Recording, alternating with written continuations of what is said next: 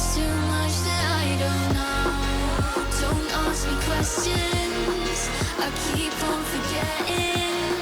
My head's always empty. There's too much that I don't know.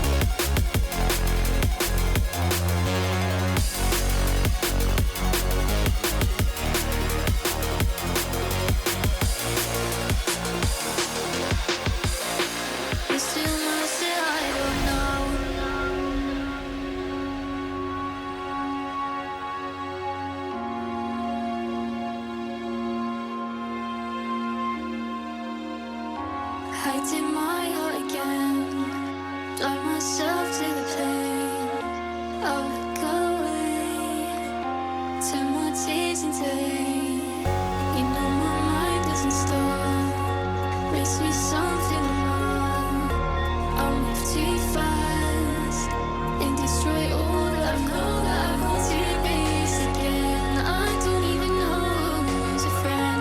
I don't even think there's a plan for me. Don't ask me questions, I keep on forgetting. My head's always empty. There's too much that I don't know. Don't ask me questions, I keep on forgetting. My head's always empty. There's too much that I don't know.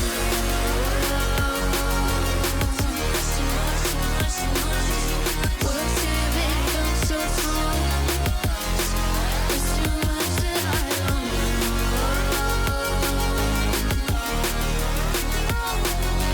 Shouldn't be right, oh no. There's too much that I don't know.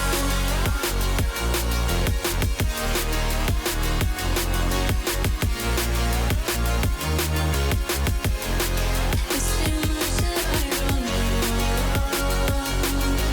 Too much, too much, too much, too much, too much, too much. There's too much that I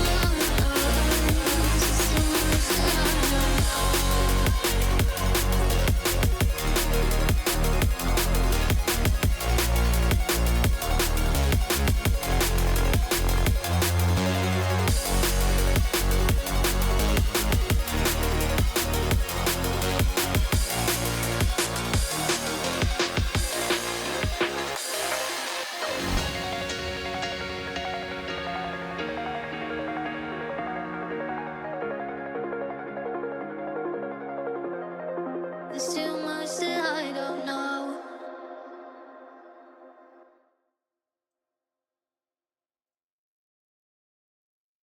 Hello and welcome to stream. It's been a week already again. Too long to definitely. I need to stream more and make sure I finish these games. But yeah, I will continue the Bookwalker again today. And I mean, we have how many books do we have? I think we have 4. I think was set to be 6. Oh, we are on our 5th. So yeah, I don't know, maybe we can finish it today, and if not, next stream. So yeah, let's go.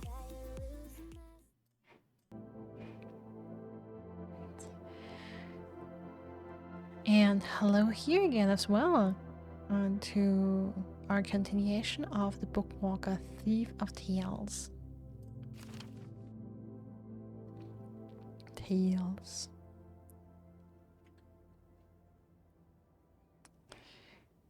We were quite successful last time with our assignments.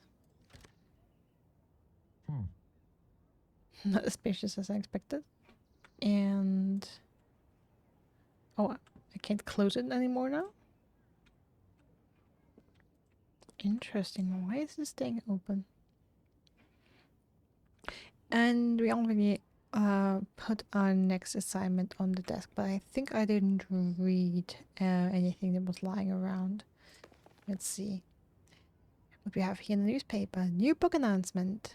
This battle will be the last. Ulrich the Giant and Gaston the Decapitator finally meet on the battlefield. Each one has total faith in his victory, and each one possesses a mighty artifact. Can Excalibur take on the hammer of Thor? Okay, so our last, so the Excalibur and Thor's hammer went to the same client. You will find out for yourself in the latest book from the author behind the bestsellers Swooping Strike and Swooping Strike 2, Tick Torf. What a name. And may these heroes strike to win. Oh lord, can they come up with a better story for these artifacts? Oh, apparently not. Guess they aren't as skilled as writers as we potentially are. Or as Etienne is, I should say. Mr. Quist, I would like to congratulate you on your purchase of an apartment. You were not the best of renters and were constantly late with payments. However, when you told me you were prepared to purchase the entire apartment, I was overjoyed. I am delighted that you have now a new source of income since, as far as I understand, you no longer write for a living. It seems you made the right choice. I wish you good luck. Mr. Ascol Bermudel. Okay, so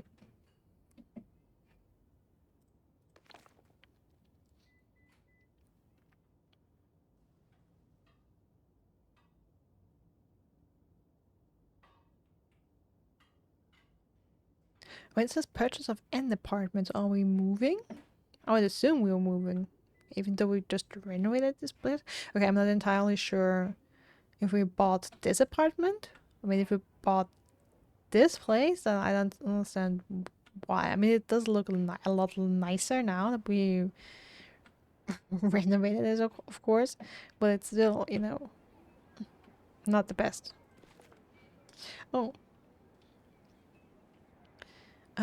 Choose an upgrade for the stun attack. Interrupt the enemy action. Or increase damage.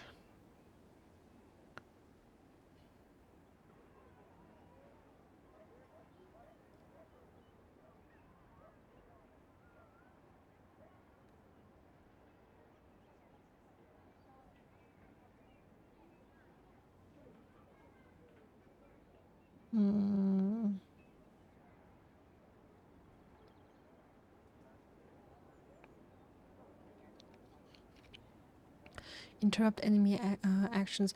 I'm thinking about, you know, we had a couple enemies that had more, like, that didn't attack right away, but they were like charging an attack or preparing an attack, and only then they attacked. So if we kind of interrupt that, they would have to start over, as far as I understand it. That could be useful. But it all depends on the kind of enemy we're facing. And more damage is, you know, straight up more damage is always useful. Okay, this sounds very interesting, but I feel like the increased damage is more versatile against multiple enemies. Alright. Do we have anything in the bath?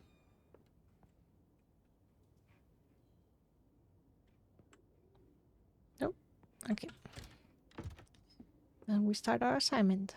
What do we have here? Timeless Mansion by Helena Roberty. A strange note. The contractor agrees to infiltrate the Timeless Mansion by Helena Roberty and extract an item, the cursed clock. The client agrees to pay the negotiated sum upon fulfillment of the contract. Hmm.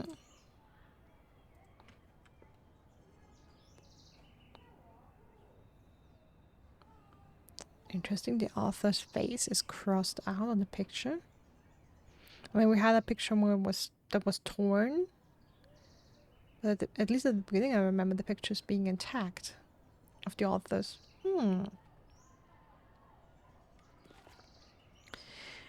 An excerpt from a review.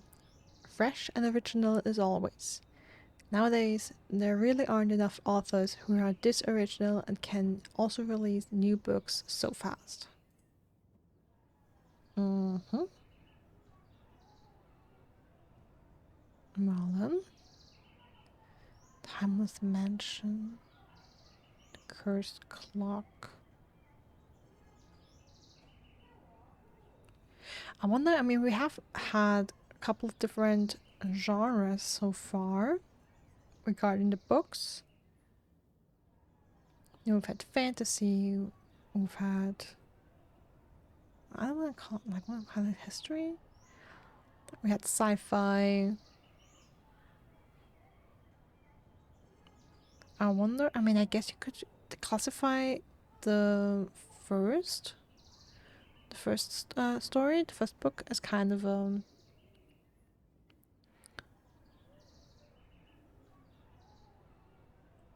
know, crime or thriller, maybe? Yeah, maybe. Just, my point is, I am wondering, you know, this, I don't know, for some reason this looks like a setup for, you know, a crime story. I'm wondering if that's gonna be it. But we'll see.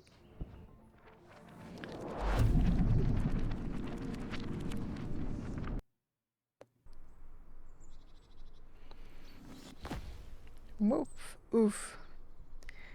Landing in the abandoned mansion. Finally, I landed on something soft.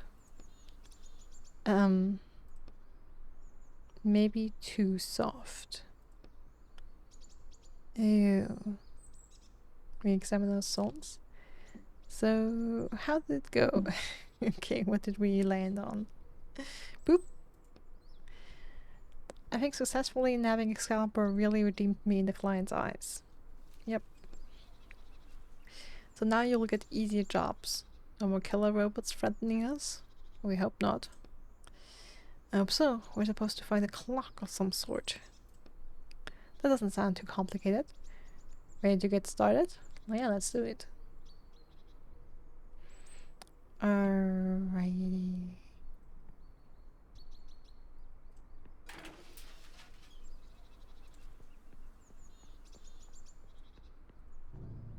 What? Hey, it's a cute place. This looks small for some reason. Etienne? What is it? Do you know this house? You okay? Yes. No. That is so not. I mean, that's obviously not true. That is so obviously not true. Basement door. Let's check if that's... What the... What? What? What? Oh god, oh god. A woman runs past you, past me without even glancing at you. Yeah, I saw that. I trapped him. I trapped the monster. Run away. Monster? So the jobs didn't get easier. Okay, wait. Are you still there? No. Okay, she's gone. Too bad. Also, yeah, this is also giving me... I mean, there's some kind of... Well, it looks like tape. I mean, I guess it could be planks, but it looks like tape almost. On the fence here. It's, you know, it looks very, like... It looks yellowish. It looks very much like the... You know, the stereotypical yellow crime scene, do not cross kind of tape.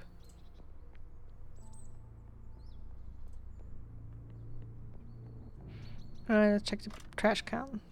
Where we find, of course, trash.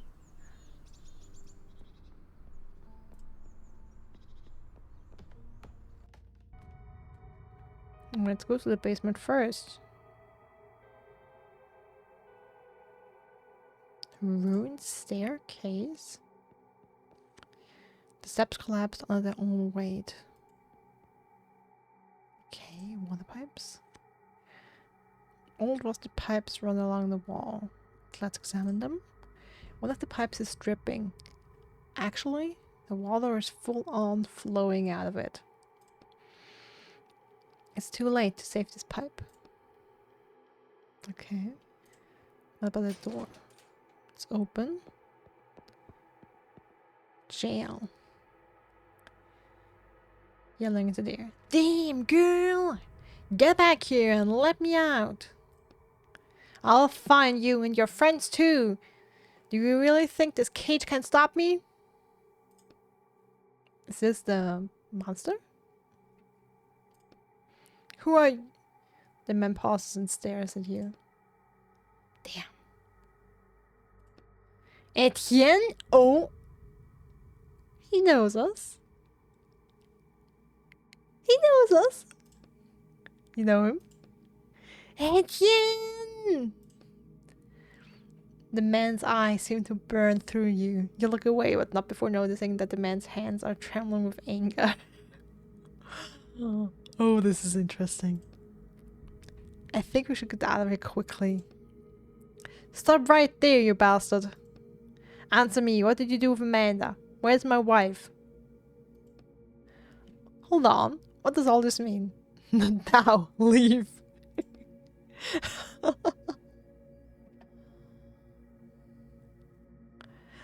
I'm not even sure if I want to examine the cell door. I mean, it should be locked.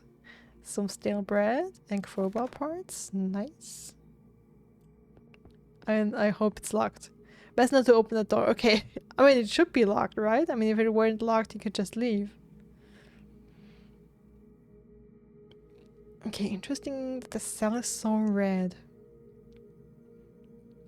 Indicates that there's some kind of light source that's red, like a red light bulb. But it also looks like there's a lot of blood going on here. Okay, why is there so much blood? What's up with all this blood? Oh, in the hallway now. Oh, so this is like a hidden little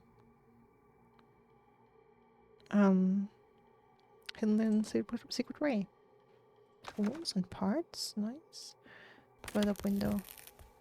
Window is boarded up tight. The locked door. It's locked and won't open without a key, okay. Then book and papers and some more trash to gain ink from. Let's go into the hall. Okay, so this is the entrance, nice. Portrait, who do we have here? I mean, that's the man we've met in the basement in jail. But the question is whether we now get more information on him. Why does that fellow in the basement know you?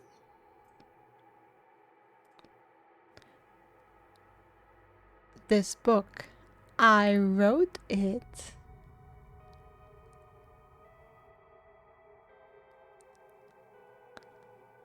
And you didn't recognize it from the title? Didn't you? I mean, did you write it and you know someone else titled it? I mean, that's what kind of. What? Yeah? What do you mean? I created this mansion, but I was arrested before I had a chance to finish the book. Okay, so someone else finished his work. And either it didn't have a title when he started writing it, or they changed it. Okay, so how did your client get this book then? We've only been stealing from books that were on the market, or that are on the market. I imagine the rights to it went to my publisher and they decided to have another writer finish it. So that's why that dreadful man in the basement knows you. You created him. Yes, but not like that. It was the story of a generous aristocrat who lived in a beautiful mansion with his wife. You definitely wouldn't catch me writing about a murderer in a blood-soaked basement. Do you think the new author changed a lot? Well, looks a lot like it, yeah. I think so, yes. Who's this Amanda he mentioned? Is she here somewhere too? Well, my best guess is that's the woman that we have had running from the basement. She's not here anymore. It's better if we talk about that later. Okay. This clock wasn't meant to be here either. Let's take a look, since it's what we're here for. You see an ancient clock. The steel frame around it is covered in small inscriptions, some of which are impossible to make out. There's something written here. The clock master's lifetime. Something with the time under the clock itself. It's too bad it stopped. I'm guessing we need to bring back a working clock. Etienne? Yes, a working one. You notice 3 huge holes in the mechanism. There are 3 gears missing. We'll have to search the whole mansion. Well, you should know your way around here pretty well since you created all this.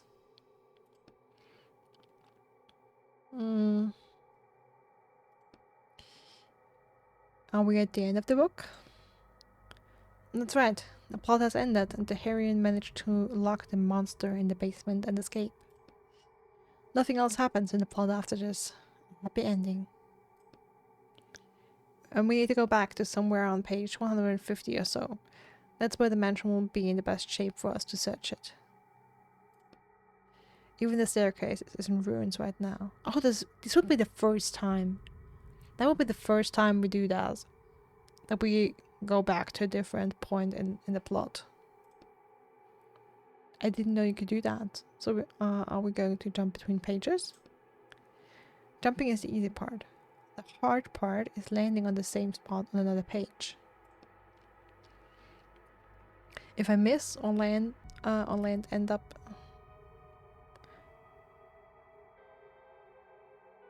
If I misland or end up between pages without my powers, it could end badly. Should we risk it? Yeah, let's go. I think it worked. Yeah, that looks better. We're on page 120 now. It's a little more pleasant here, don't you think? Absolutely.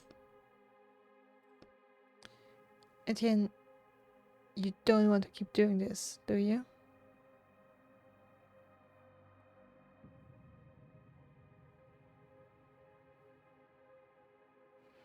I can't just cancel the job. Don't really have a choice. Do you think the client knew this was your book and sent you here on purpose? I don't think he cares either way. Help me! Let me out! Who's that? Another victim? Let's go find out. Okay, we have a working workbench. Go to the kitchen entrance. It's locked. The master didn't want anyone... Didn't want to let anyone out. A weighty clock rests on the pedestal. Okay, so I was confused because it says go to 1995. Okay, so this is the year 1995. So the plot takes place in different years, I guess.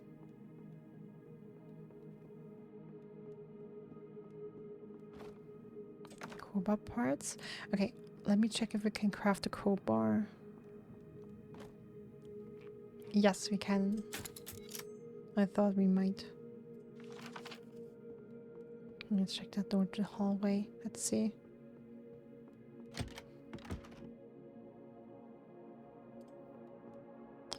Hey! Anybody?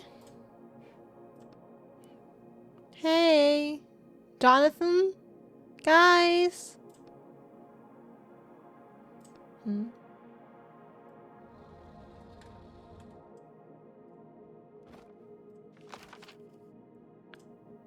Take loot. Nice a bottle. Window is still put up. Tight. What about the storage room?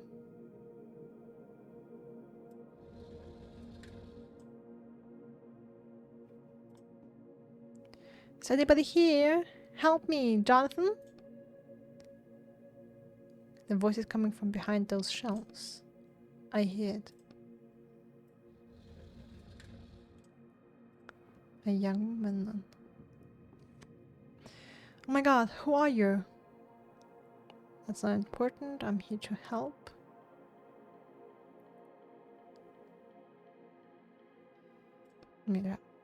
Help? My hands. She shows you the handcuffs behind the back. How did you end up here? You fiddle with the handcuffs. My brother and I were looking for something. Oh my god, Jonathan! He's still around here somewhere. Promise me we'll find him. I promise. Thank you. By the way, you haven't seen any gears around here, have you?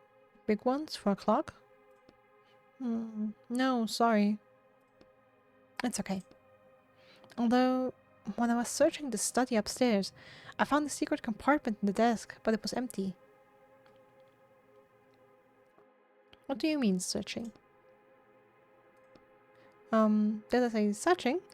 Must have misspoken. Alright, I'll check it out later. You finish fiddling with the handcuffs, and the girl is finally free. Thank you.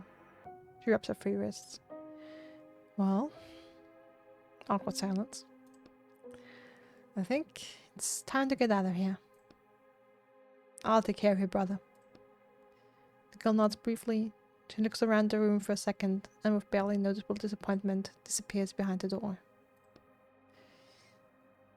More of your characters? They seem fairly well written. Really bad at lying though. No. I don't know her.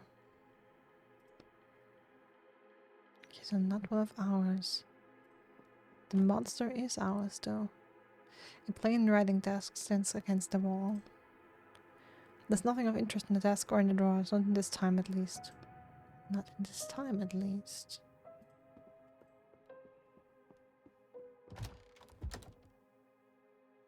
Okay, let's check the basement again.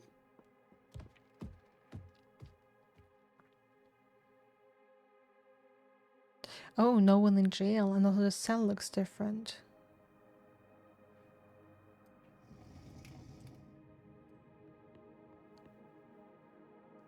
You look at the empty cell, the scratches on the floor and chains hanging from the walls make this a frightening place. Even without the monster. Well, there are monsters in this time. I think we're better off not running into it. Okay. It looked like he was ready to kill you right then and then. Do you think the new author made him like that? No. Nothing's changed there. Oh, interesting. But that is curious. Like, I wonder if this is like a general thing that the characters recognize their author, and if they all hate them, or if this man just has a specific reason that Etienne did something with his wife, like they got separated or something, and that's why he hates him. Oh, but it's not supposed to hurt the other characters. You examine the manacles on the walls. And this change in him bothers me.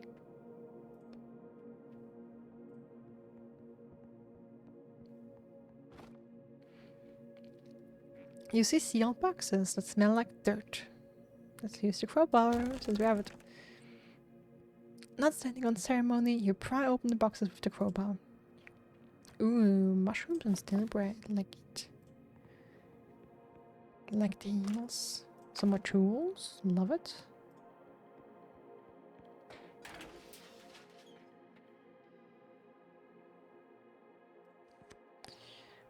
Hey, that's water ruining the stickers in the future. Look like there's a water pipe leak.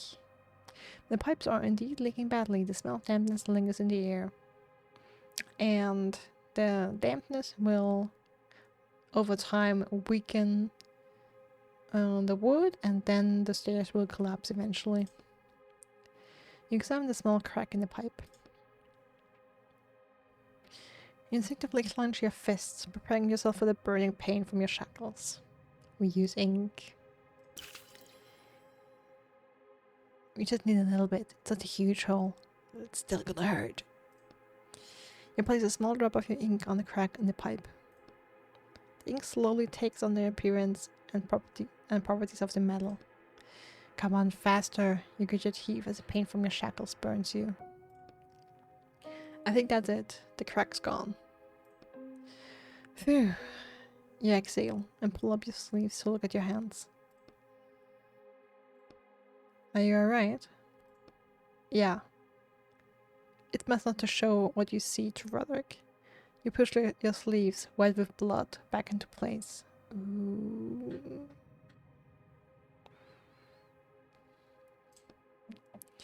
We should go check on the staircase in the future. I hope this works.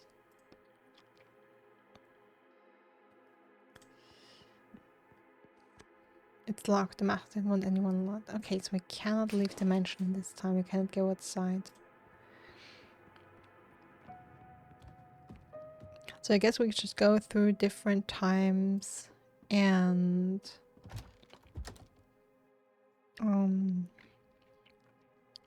change things so that we end up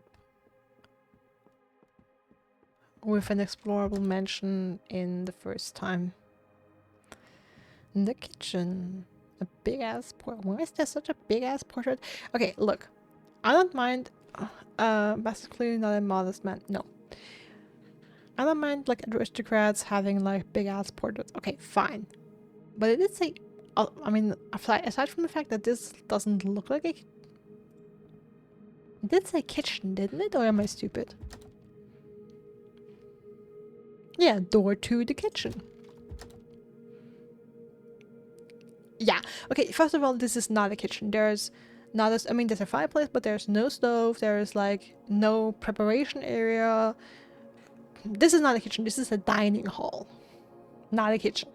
And also, you wouldn't have books and paintings in the kitchen because those would take on all the smells and, you know, would get greasy and grimy over time. The cabinet is locked tight. The door won't budge. Yeah, unfortunately, we don't have a little picklock yet. Lockpick. Alright, nothing here. Fireplace, anything there? Oh, burnt papers, sure.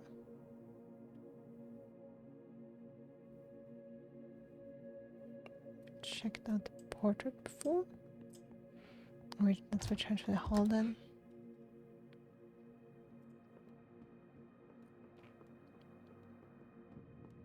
Oh, well, did I look at the portrait this time? A portrait of the house's master before he changed. Changed.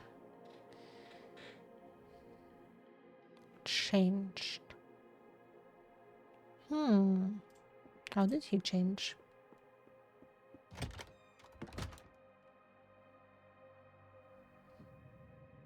The upper hall.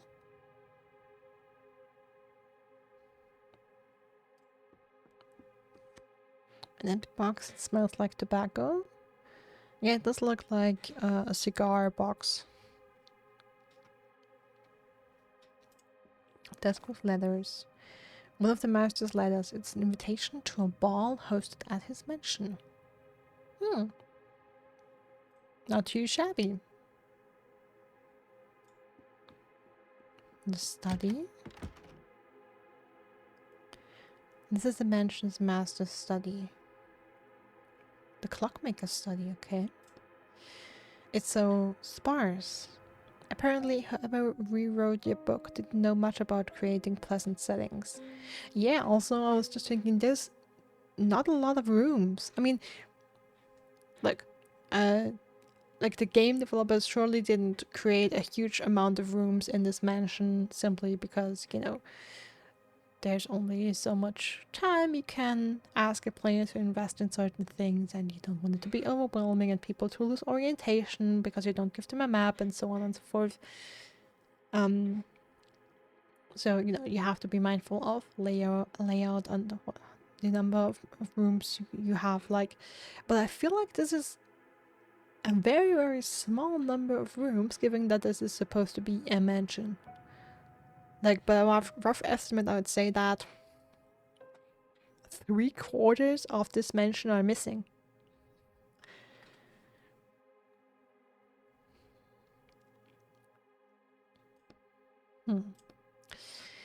I don't think it's all that bad.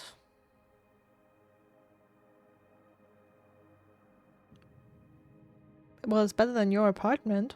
That's for sure. Oh.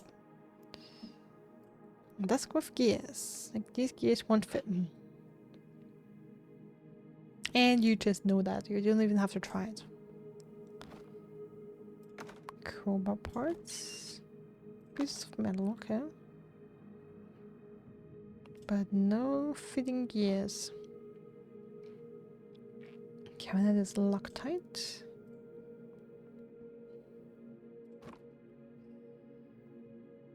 This is the mansion's master desk. Let's check out the secret compartment since we heard about it. You notice the bottom of the drawer has a strange edge. You press lightly on the bottom and discover an impressively large secret compartment underneath. This could fit a whole gear. It could. If someone had put one in here. You close the drawer. Okay. Should we check out this desk another time? Since it had to be here at some point? I hope so. Walk away. There's nothing else of interest here. Okay.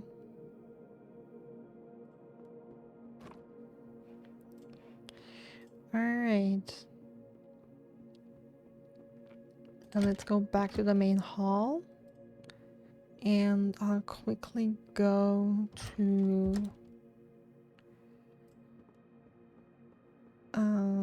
the workbench and see if I can craft the pliers. I need one more piece of metal for the lockpick.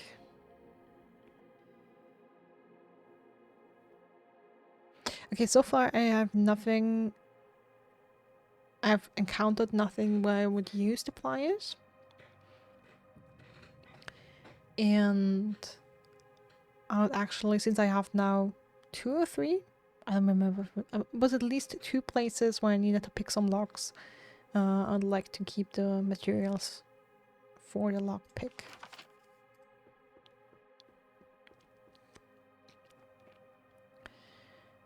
Alright, let's go to the year 2000.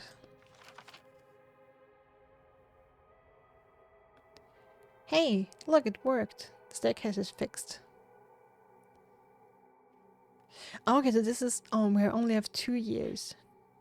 The year 1995 and the year 2000. Okay, but yeah, we fixed the staircase, it didn't break down.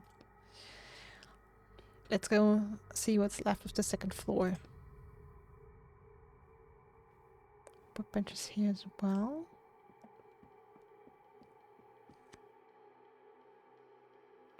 I can't open it from the inside.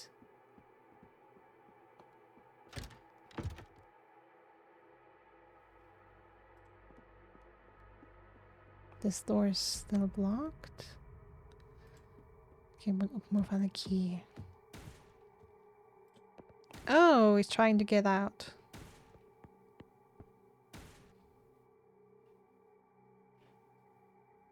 Ooh. Okay, the stairs are still holding, but they don't really look all that better.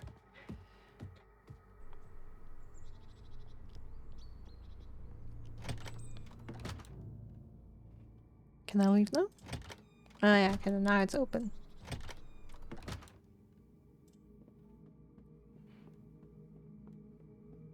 Okay, I didn't go to the kitchen earlier. Ooh. I mean, the whole place is wrecked. This was a room for entertaining guests. Looks like the master of the house became less social. That's one way to put it.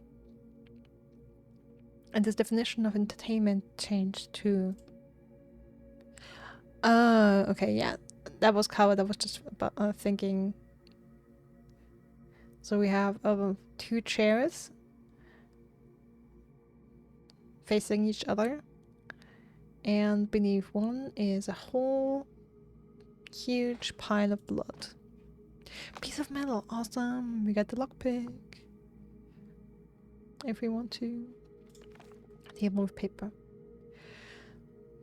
Okay, now here are the pliers. An old dusty parcel is lying on the table, tied tightly with wine.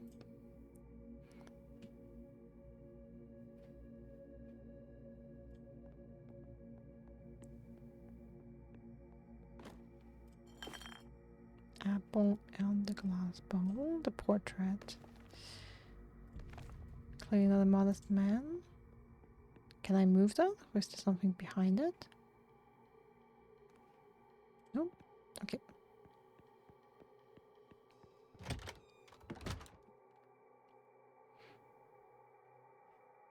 mean, I kind of want to go back and pick the locks.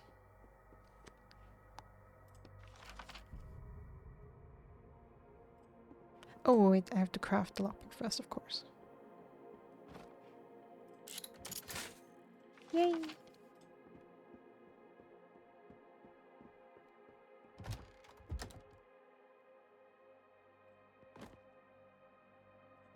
You pick it. Dusting off your hands, all set. Bottle and ring. Nice.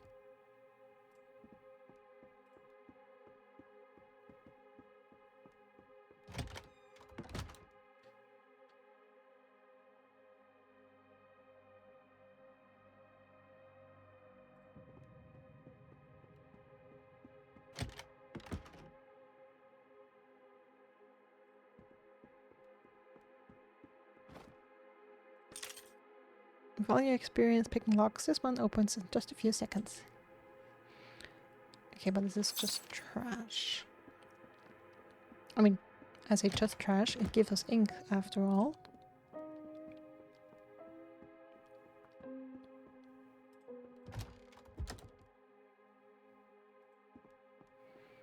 Let's maybe craft that. Then we'll return to the other time.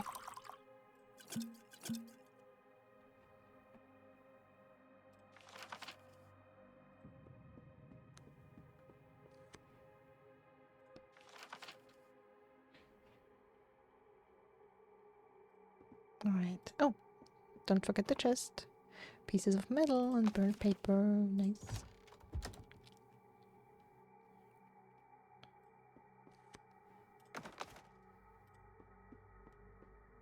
Oh no, we're stealing tools. I was just about to think. We found a couple pieces of metal again. Do we have enough for the pliers yet? But we still need a set of tools. You see an old chest of drawers under the rubble from the collapsed ceiling. Pry apart the rubble. We do have the crowbar. You use the crowbar to pry apart the heavy pieces of the ceiling and dig out the old, almost intact chest of drawers. Let's open it. Coins and ring. Some more ink for us. What's going on in the study? Oh, Jesus. I mean, it's amazing how trash this place looks. Tools! Yes, we get the pliers.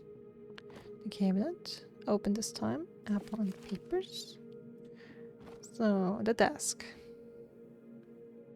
I mean, we already know about the secret compartment, but still, let's be funny and search it first. The desk is covered in a thick layer of dust. You look through the old papers and creaking drawers, but don't find anything of interest. Then let's check the secret compartment. You notice the bottom of the drawer has a strange edge. You press lightly on the bottom and discover an impressively large secret compartment underneath. Bingo! One of the gears you're looking for is inside. Too bad there's just one. Examine it. It's old and rusty. It has some kind of demonic face engraved on the surface. Alright. But you put the gear in your pocket. Let's put it in the clock. And then we'll look for the rest. Also, we have to save that girl's brother, who should be somewhere in the past. So much to do. And so little time.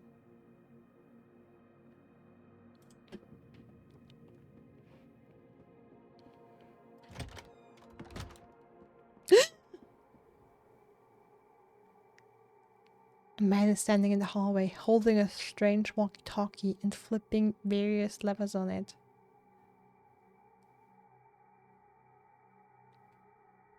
I got genuinely jump scared by him just being there now. Because we didn't meet anyone, I mean, except for the girl, but she was calling out, you know, and we went through the entire mansion 2 times and didn't meet anyone else, and now all of a sudden, guard appears. Mariah, come in. Damn it, Mariah! The only sound coming from this walkie-talkie is static. The man taps it angrily as though hitting it to help. Although as though hitting it will help. Damn. I think he's... You notice the man's police hat. The man suddenly turns around and you see that his face is made of paper.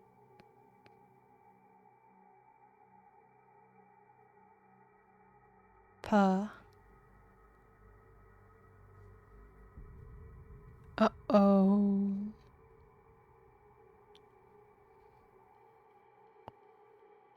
Uh-oh. I think he's from the real world. We're busted. Stop right there! Breathing heavily, meshing you with his eyes. He raises a walkie-talkie to his face.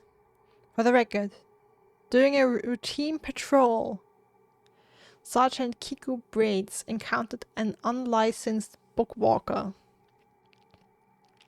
Jesus. To hell with you. He notices that the walkie-talkie still isn't working. How can I help you? I say nothing. Why the hell aren't you saying anything? What do you always say? State your name and I'll note it down as mitigating circumstances. Don't make me use force.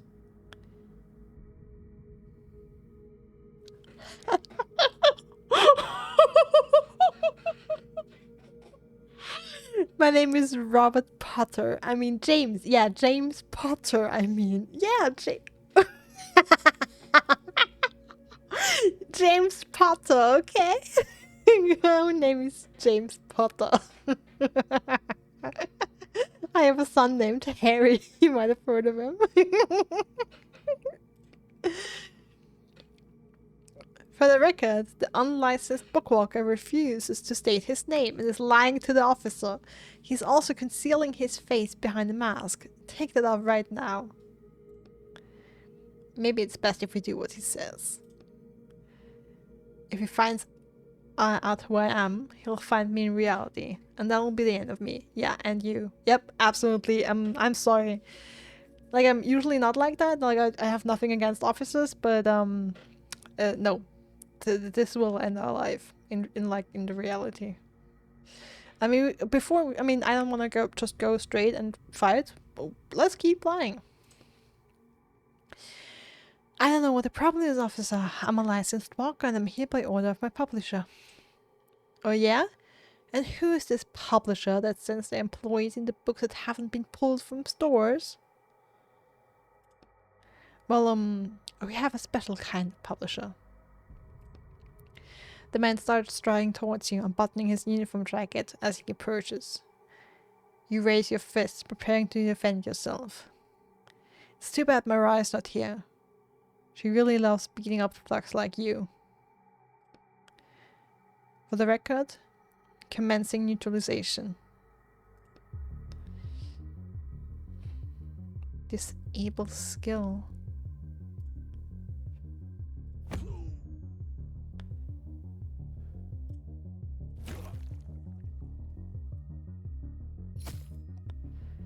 Okay, now the slash is disabled.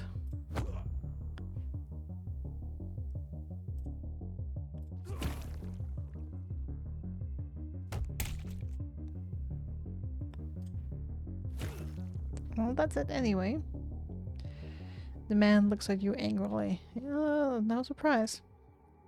Damn you. Fine. Mariah will deal with you later, thief. The man instantly disappears as though he was never there. But the bruises on your body say otherwise. I mean, he only hit me once. But hard.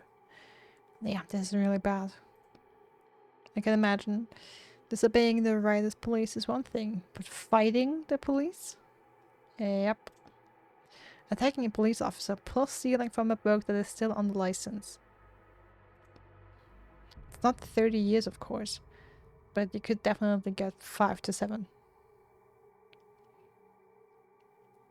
Okay, so what Etienne actually did, because let's remember, Etienne did get 30 years in shackles. I mean, what we're doing here is already pretty bad. Like, we're an unlicensed walker in a book that hasn't been pulled from the market yet, stealing relics, or like attempting to steal a relic, and fought a police officer. And that will get us 5 to 7 years in shackles. And what Etienne did, whatever it was, got him 30. What the hell did you do, dude? So not even close what you were accused of. Yep. What in the... Yeah. Exactly what I just asked. What in the world did you do, Etienne? Hold on. You also said you hadn't finished the book when they arrested you. Which means something happened here. In this mansion.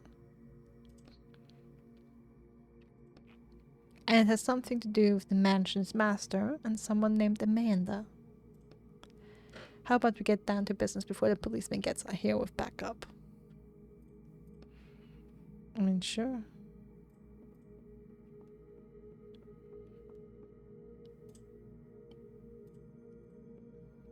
Okay, go to the hall. Thank you. Okay, I think I have enough items for the pliers now. Yes.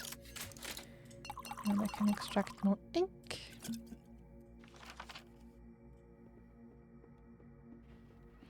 Also, yes, I can heal the gear made from an unknown metal that burns in your hands and small with a scorching cold.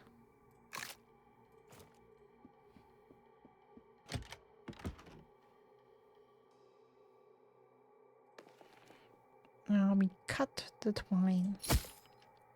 Easily cut through it. Think there's something useful in there? Look inside the parcel.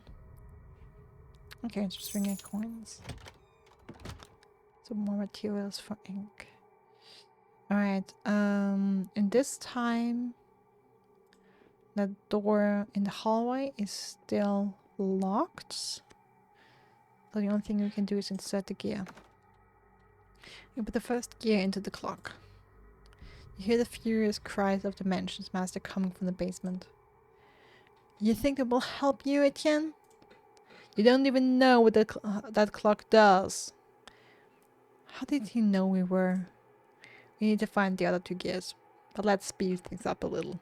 I feel really comfortable in this place. I thought you would be glad to be back in your... No, I'm not. This isn't my book anymore.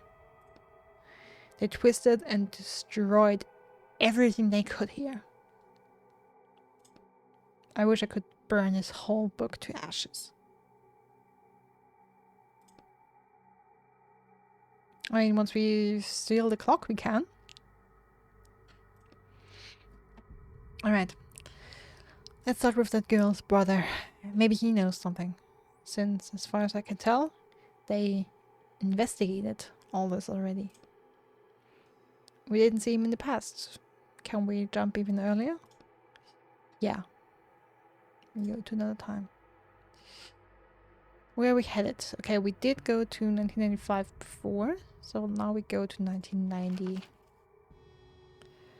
Phew. I guess today is our lucky day.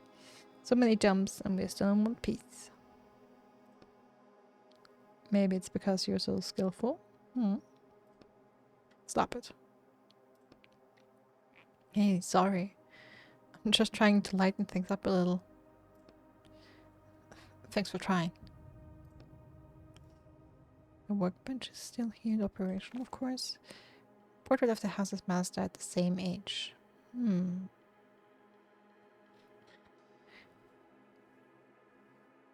Okay, so now we have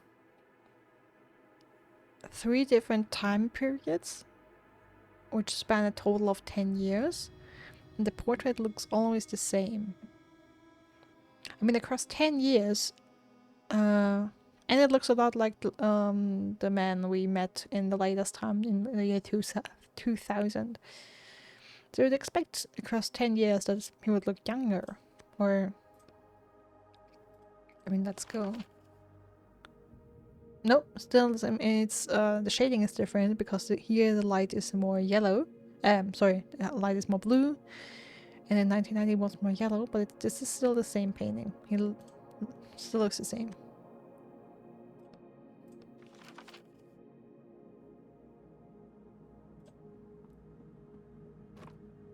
Barrels, they smell like wine. Interesting that we don't have a stair up to the second floor here. Can we leave? No, it's locked. The master didn't want anyone out. Let's try the kitchen. Oh, look at that. Haha. See, I was wondering if there's something behind that big ass painting.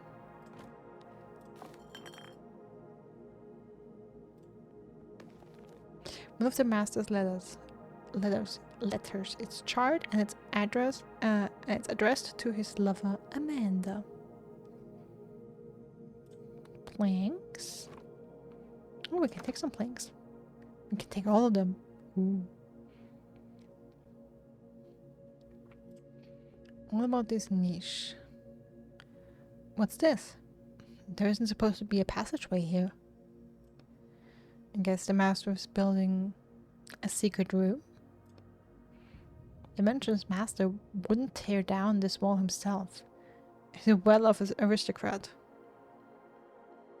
Of course he hired someone. Maybe the brother of the girl we've met. His servant should be around here somewhere. It's probably their work. I don't see any servants in this time. Looks like the new author took them out of the plot. Oh, come on, that's ridiculous. Do you think they put them in another book? Of course not. No one in their right mind would take a character out of a book. He says to Roderick, a character that was put out of a book and into a lamp. That breaks one of the most serious writer's laws.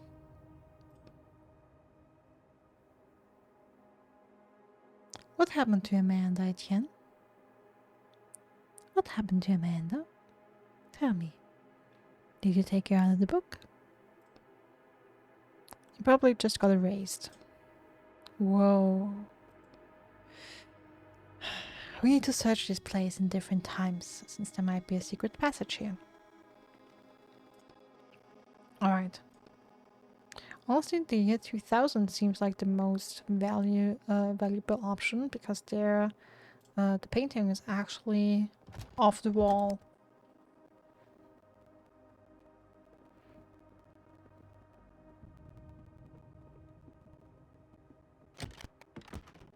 Let's try the hallway. Tables. Tools and bread. Okay, it seems like there is yet no passageway to the basement, or at least we cannot access it. The window to the balcony. Oh. Oh, wait a second. Since we took the planks now, does it mean the window will not be boarded up? Can you jump? I mean, I could, but I'll probably break a neck. How about we use the planks? And look down through the hole with a dried up thorn bush. Oh, a dried up thorn bush. No. Who writes stuff like this? Seriously, what kind of monster writes that? A balcony with a gaping hole and below it, a dried up thorn bush. How about we look for something to put over the hole? Like planks. Look what I found. We fixed the balcony. Let's see. I hope this holds. Well, I mean, I guess I'll need it. Okay. Door is locked from the inside this time. Just, wanted to go and check just to be safe, but of course, if you have to enter through the balcony, I mean, of course, it could just be that you have to fix the balcony to use it in the future, but yep. A bill, the lid tied firmly shut with rope, attracts your attention. We cut the rope. Usually cut through the ropes with pliers. We look inside and take, ooh, lots of health. Nice. Bread and apples. Alright. The window, the storage room. Ta la la la la. Oh, this looks a lot smaller. Did that get expanded? A writing desk. A plain writing desk stands against the wall, and we still haven't found the brother. There's no way it's not important since it was behind bars. Is there anything interesting in this time? You open the only drawer, but it's empty. So if we assume the author rewriting someone else's book isn't particularly intelligent, then it's obvious. You push on the button of the drawer and open the secret compartment underneath. That the secret compartment that Etienne developed is still in the book. Another false bottom. Oh, no wait. Because we had the, sorry, wrong train of thought. So that was the conclusion because we had another desk in the study that had a secret compartment. Your thought process is good, but it's still empty. You feel around the inside the drawer just in case, but you don't find anything. Am I missing something? No need to check another time again? Maybe we should search the other rooms. We haven't checked them all yet. Okay.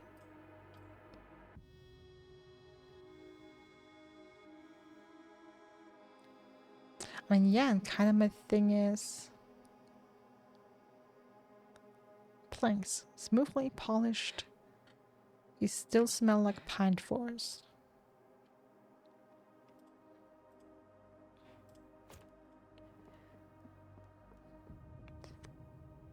There's a key sticking out of the door. Oh, yes, please. Oh, I think we should take that. It might come in handy at another time. We take the key. Thank you. You turn the key in the lock to open the door, then you put the key in your pocket. Thank you very much, silver key. It's so rusty that you don't even see that it's silver anymore. The key to the clockmaker's storage room. It's covered in dozens of small, sharp grooves. Okay.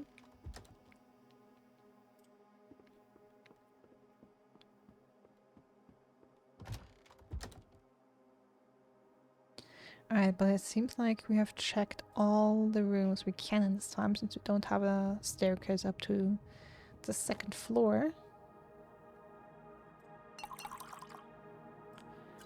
Then we can get more ink. And now another question is, do we want to check the second desk? Okay, let me just do it. Let me check the desk again. And this time. Also, I still haven't found the brother.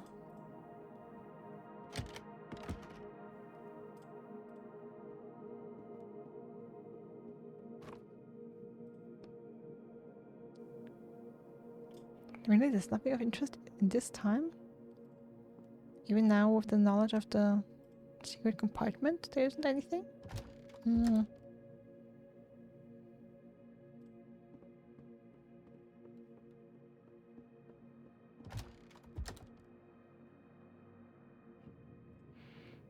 Alright, then the question is if we can actually do anything with the painting in the kitchen, but I don't think we can. I think we can only do that in the year 2000. This painting caught my eye right away. Can we actually do something here? I think there must be a hiding place behind that. Why didn't you say something right away? I don't know. Well, we definitely know what's behind the painting. Now, how do I open it? We examine the painting. You look behind the painting and see that it's mounted on vertical runners set into the wall. I think it slides upwards. Then we shall lift it. You push gently and the picture slides upwards. Secret door, let's go. There's her brother. So they are in the same time. A teenage boy is standing in the middle of the room, covering his face with his hands in fright. Oh, look at the mattresses. There were multiple people kept here. Hey, let's talk. Don't kill me. Don't worry, I don't want to kill you. We're not associated with your kidnapper. Are you Jonathan? Yes. The kid lowers his hands and tries to get a glimpse of you in the light. Probably don't. Well, we kind of are, but not in the way you think. Damn, that's a cool mask. Squinting. I told everyone we should wear masks for this job too, but they just laughed at me. Your sister asked me to find you. Sister? I don't have a sister. Well, that's what she told us. Hold on. Was she a short girl? Samantha? She's still here? No, we helped her get out. It was her idea to rob this mansion. She promised us there was a ton of loot inside. But all we found was rotting walls and that psycho. And to be fair, I found a bunch of loot. So she's not entirely wrong. So you're thieves. Not really. We're more like... Well, yeah, we're thieves. Okay. I'm something of a thief too. Whoa. Kid looks like he's found his new hero. By the way, have you seen any gears? Big ones around here? Gears? No. Are they valuable? Not really. If you check the desk with a secret compartment in the storage room already, then check the master study. I think he hid something in both places. Well, we checked both of these in this time. Found something in the master study, but nothing... we found something in the master study in the year 2000, but nothing in the storage compartment here. We actually already found a gear in the master study, but nothing in the storage room. It's got this crazy thing set up with a double false bottom. Did you get it open? A double false bottom? Yeah! We found that out in the year 1990. Why does he still have to tell us that? Yeah, first you open the false bottom, then there should be another one under that. Oh, okay, no, double false. Sorry. Oh my god, we went through all that just for... Alright, time to go back and check out this double false bottom and quickly. You untie the kid. Thanks. He gets up off the floor and, glancing around, leaves the room. Shells? Anything interesting there? Racks and trash. Rope, sure. I mean, at least it's fitting for the room, you know? Policeman I was just about to say. A familiar dark blue police uniform appears near peripheral vision. However, the woman in the uniform seems completely calm and collected. I'm Sergeant Mariah Glowitz, the woman says casually, tapping the badge on her chest. You're under arrest on suspicion of plagiarism and attacking a police officer. She pulls on dark leather gloves. She means business. Okay, she means business. I advise you to stop resisting and come with me. Can't do that. And if I don't, then I will have no choice but to use force. She balls her balls into fists and grins slightly. Well, in that case, I apologize for making you use force. You roll out your shoulder, limbering up. Fight! Disable skill. Why don't we stun you? How about that?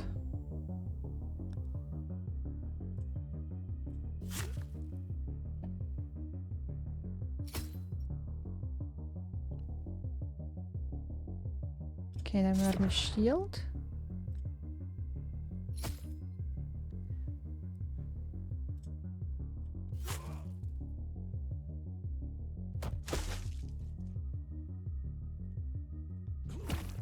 Alright. Mariah is breathing heavily. She's leaning onto the side, but manages to somehow keep her balanced. This isn't over, thief. The whole police force will come looking for you. Oh boy. Before you can blink, Mariah Glowitz disappears from the book. Are you alright? I've been better. You straighten the crumpled papers in your face. We took one hit. Come on, it wasn't so bad. And we have, look at that. We have 4 apples and 4 stale bread.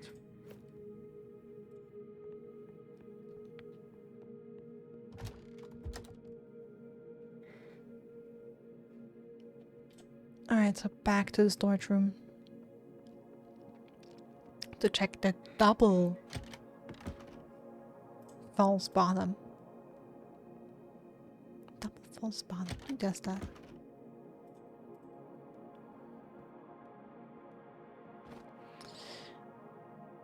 A plain writing desk stands against the wall. Nothing of interest in the desk but a drawer is not in this time. Search the desk. You quickly find what used to be a hiding place. The false bottom is sideways inside the drawer. It's empty. We should check in the past. Even further in the past.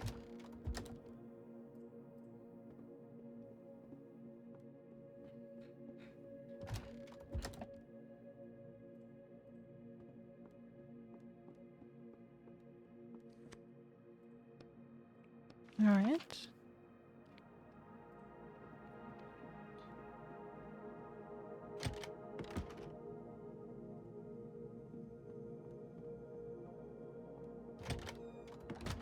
I also fully expect to fight the monster, to be honest. Plain writing desk stands against the wall. There's no way it's not important since it was behind bars. Examine the desk more closely. Remember what the kid said about the double false bottom? I guess the new author is more clever than I thought. I mean, to come up with a double false bottom really takes a higher level of thinking. You open the second false bottom of the drawer and take another gear out of the compartment. One less gear to find. Time to go back to the clock. Yes.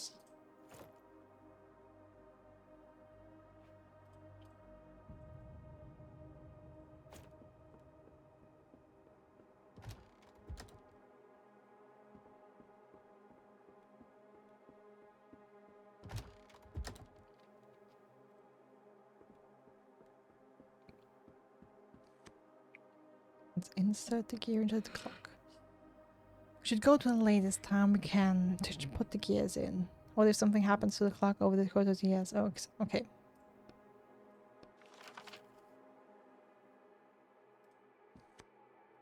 So insert the gear here. Then we just need to find the third one and the clock should start working again. Etienne? You asked about Amanda. Yes, we did. The wife of the maniac in the basement? But there's some things I was able to figure out using my powers of deduction. So you created Amanda and her husband and the cute little story of their cozy backwoods mansion. And then you, Amanda, started to get, well, close. What gives you that idea? Back when we were in the car, you told me you always try to make your characters realistic and well developed. And my guess is that Amanda turned out exactly that way. Your powers of deduction, or whatever they said, are pretty good. But then you took Amanda somewhere. And that's the part I don't understand yet. Where would you have taken her? There's no trace of her in the book. Yeah, well, out of the book. Can you take characters out of the book and into the real world? Do they become real people? If they're written well enough?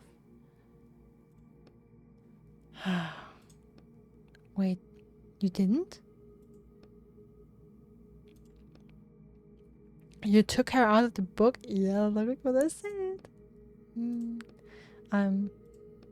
I get it. The things you do for love. But, Etienne, you do realize you're not just messing with writer's law, but with more serious laws. Human laws. I'm paying the price for that now. That's what he did.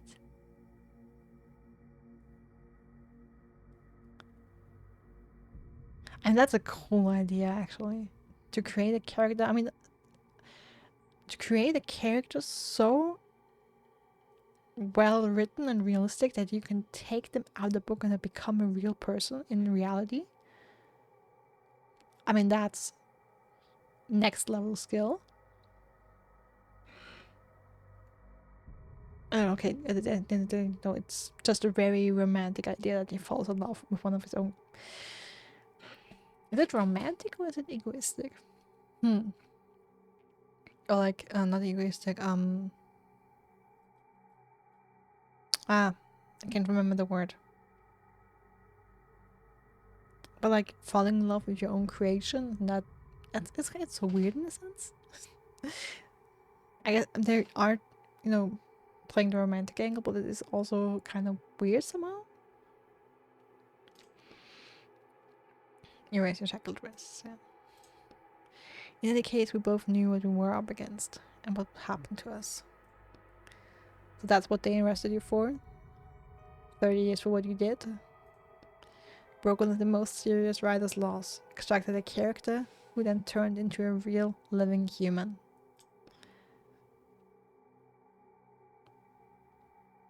I was wondering, we had a call a couple chapters back of, I think, a woman, but there wasn't there wasn't much dialogue going on. I was wondering if that was Amanda, and I was trying to remember if we had the name told, like we were told the name Amanda. I don't remember.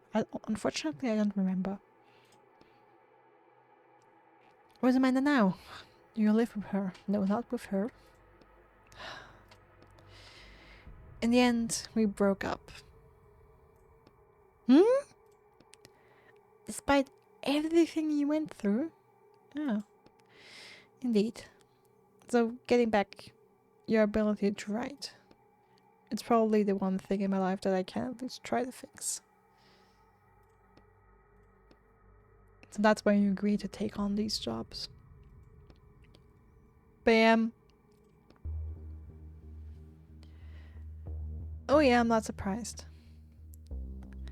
Lose something, Etienne. Dimensions Master is holding the final gear. Damn it.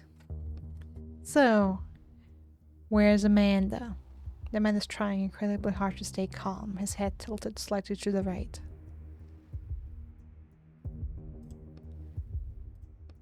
Where is my wife? The man pauses for a second, tilting his head to the left. I can't be forgetting her. I can't. He starts rubbing his temples furiously. We don't need to bring Amanda up. Just let me try and help you. Let me try and rewrite the way you were before. Are you sure? What about your shackles? Hey Lambert, thanks for the look.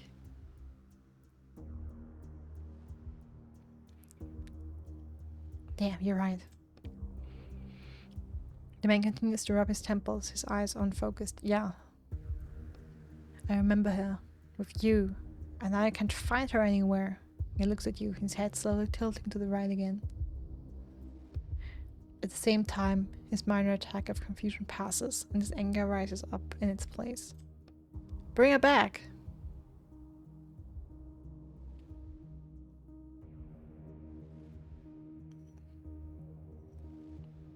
I can't. You stole Amanda from me and left me alone. Then someone else came. He did something to me. I didn't want to kill anyone. This is a different part. His head tilts to the left again. You notice his clothes are stained from with fresh blood. Wait, why do you have the girl? Did you get her? Damn thugs. I'll never forgive them for what they did to you. You're supposed to be... Bang! The blow hits you in the chest. Oof. Etienne! The man tucks the gear away inside his shirt. Then he starts cracking his knuckles. Let me try. Maybe I can rewrite at least something in you. Oh, don't worry. He loosens his shoulders. I don't need help. I certainly enjoy my newfound powers. He clenches his fist tightly. Oh, now it doesn't say fight, it says defend yourself. Alright. First we stun.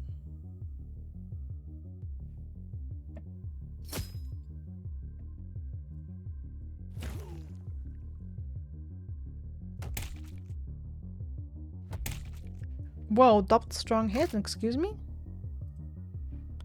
And I can only eat once. Okay. Stunned.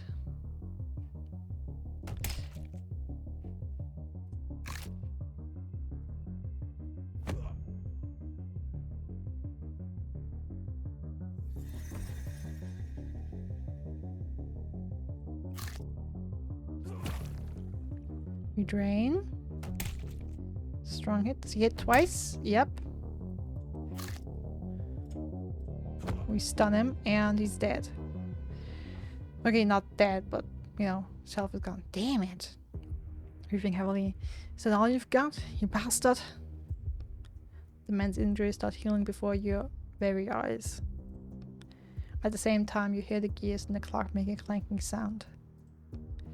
It's as though they're trying to start working, but can't because the last gear is missing.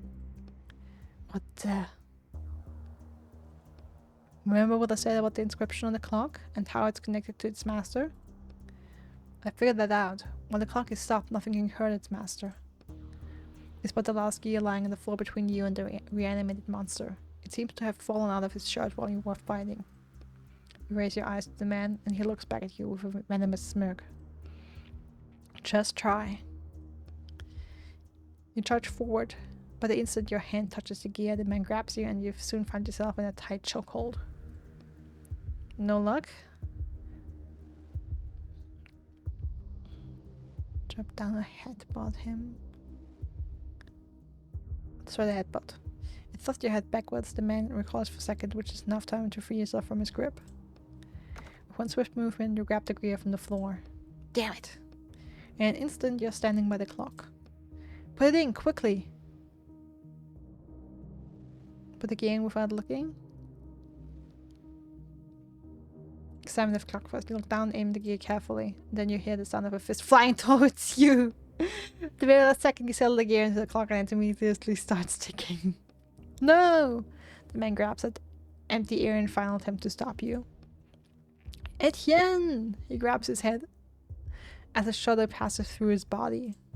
He begins to age rapidly, and the injuries from his previous fights, not only the one against you, start reappearing all over him. No! He swings his arms helplessly and then starts dissolving into dust. You watch it all happen silently until there's nothing left of the monster except a pile of ashes. My god. But now what? Nothing. You walk up to the character's ashes, digging around until you find a small crumpled piece of paper. Oh, please tell me I can still check out the storage room in this time. I haven't done that yet. You quickly rip it in two. You just... I've had enough. You pick up the clock and get ready to jump off the book. No, not yet. Oh no, do we have to? I didn't check out the storage room. Damn it! We're gonna talk about all this Etienne, if you want to talk. Leave the book. Oh, we are forced to leave the book. Oh!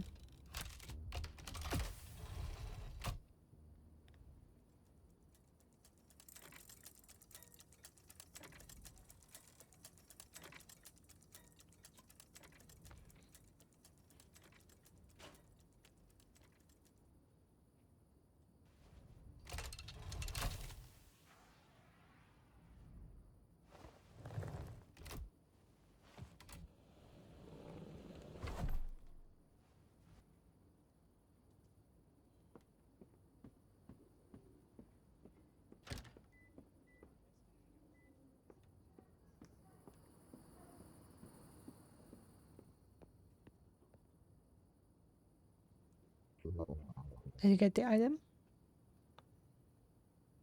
I did. Shove it.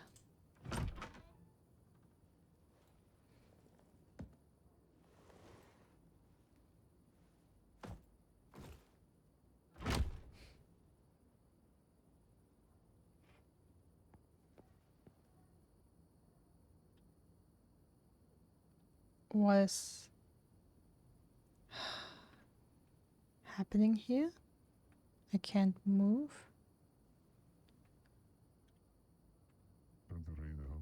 I can't keep this up anymore.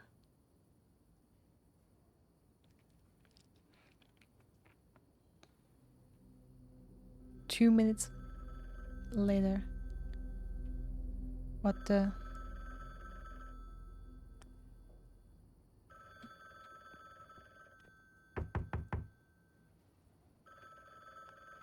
No one, someone new moving in?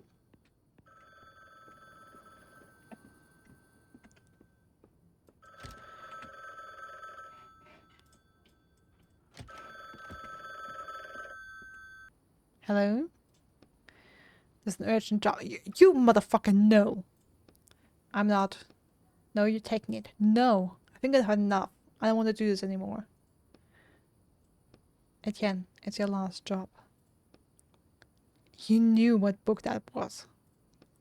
And you specifically sent me to steal from it? I'm just a middleman, Etienne. I don't pick the jobs. I don't care. You can take your job and go to hell. Calm down and listen to me. Finishing these jobs is your only chance at getting your abilities back. I know you know this. You can't work off this sentence. 30 years is just an impossible amount. Your publisher betrayed you. Your lover left you. It's time to take back what you're owed. How do you... Etienne, you're only a single step away from freedom. Fine. Excellent, excellent. The order's at your door.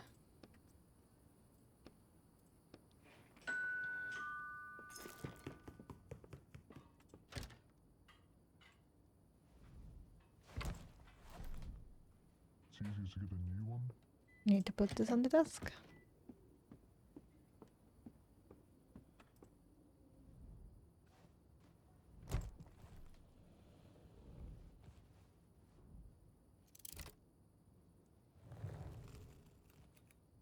Sand?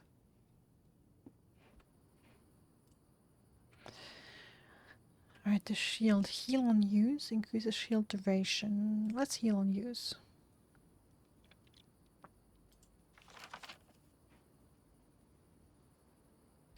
Alright, our last job. Oh. With a complete picture of the author that isn't torn to pieces or scratched out or anything. Nice. Pretty girl. The Heart of Sand by Samantha Murray. Strange note. The contractor agrees to infiltrate Heart of Sand by Samantha Murray and extract an item, the weather controller. The client agrees to pay the negotiated sum upon fulfillment of the contract. Interesting. So are we going to enter a train? That would be interesting. Except for the book review. Weather generator. And so I was expecting a significant emphasis on classism, on the differences between the lives of people in the upper district and the train-dwelling nomads. However, in writing the upper district as a sort of retirement home rather than upper-class sector, the author avoids these themes, which I found immensely disappointing.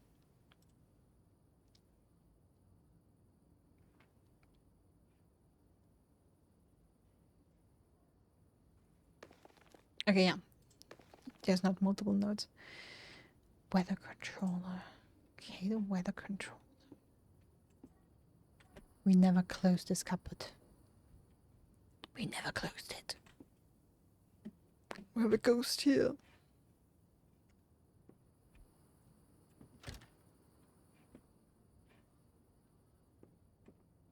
Okay, just checking if there's anything else.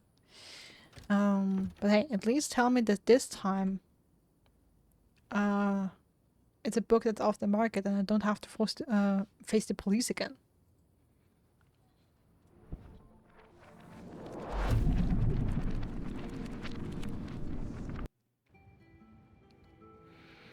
Locomotive.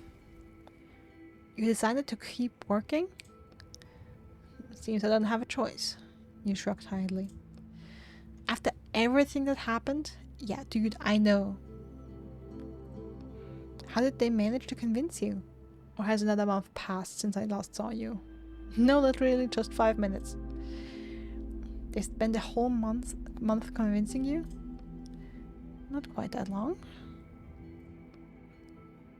You literally had to erase your own character. I'll write a new one. Ah, yes.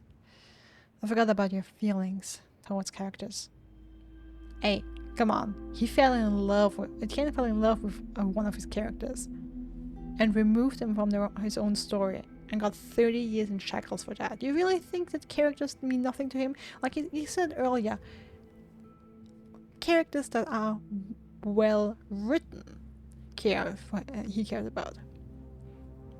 Characters who aren't well written, not so much. I don't have any feelings. Okay, come on, that's a lie. You literally fell in love with one. You cannot tell me that you have no feelings towards characters. Just because Amanda left you doesn't mean that all characters are now bad. She has nothing to do. She has everything to do with it. I really thought about giving it all up. But the client is right. I need to finish my last job. Even if what we're doing makes me feel sick.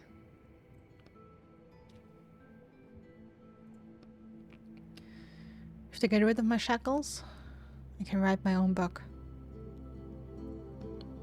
Putting this all behind me.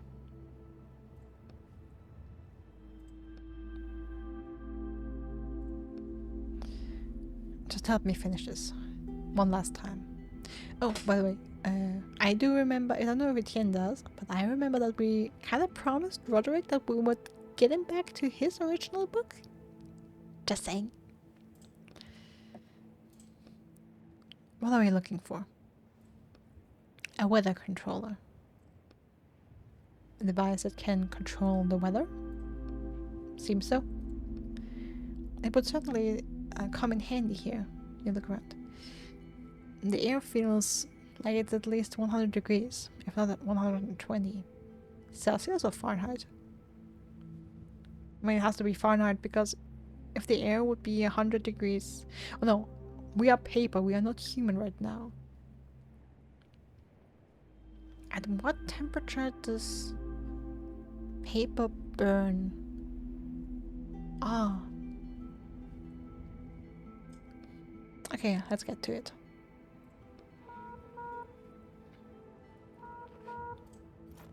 We have nothing. Okay, some marks on the wall.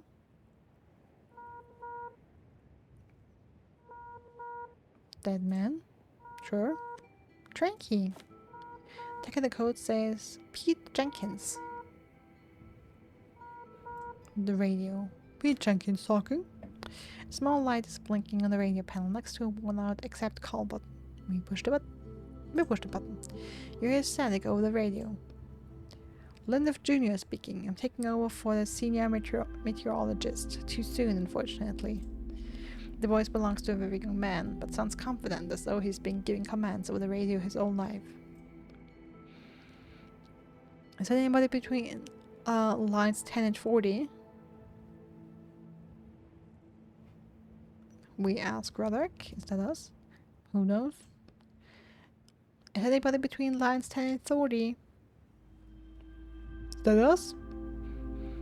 I think we're in range, maybe? You're breaking up. What's your number?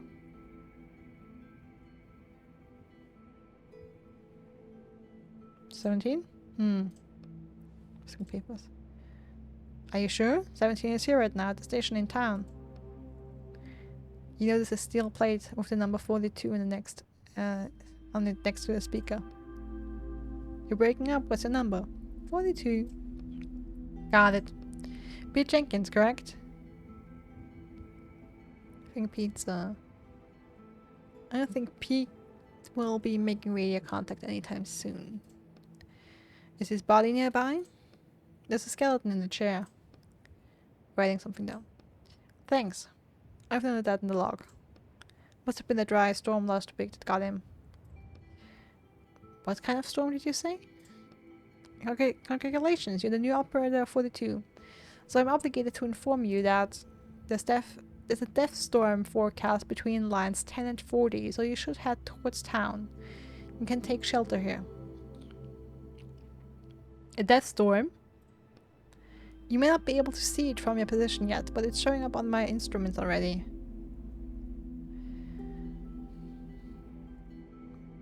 What will happen if we get caught in it? I guess we die. Since it's a death storm, you know? Are you not from around here? Are there no storms in your zone?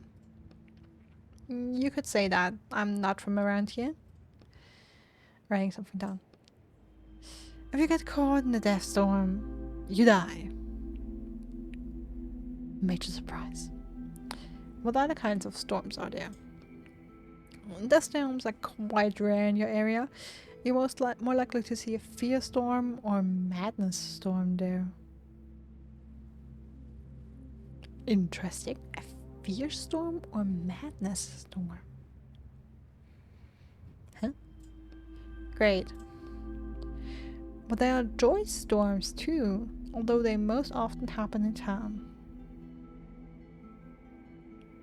Interesting. Emotional storms. Alright, I'll try and get the train moving. Good luck. Yep. We will need that.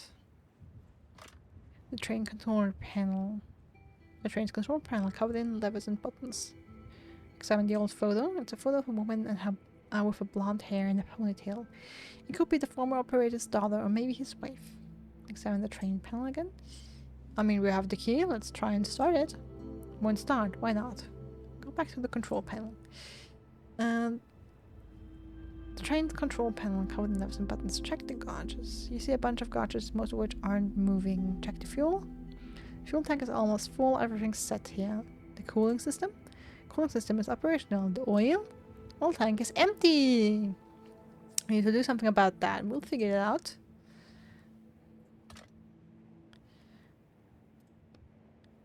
Okay, so that was the last one actually. Okay, so we have no oil. I mean, we're stuck in the desert.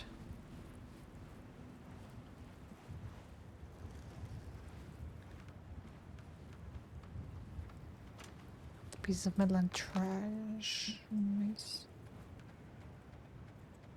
Where are you going? Let's figure out what's wrong with the train first. Oh yeah, it is looking stormy here already.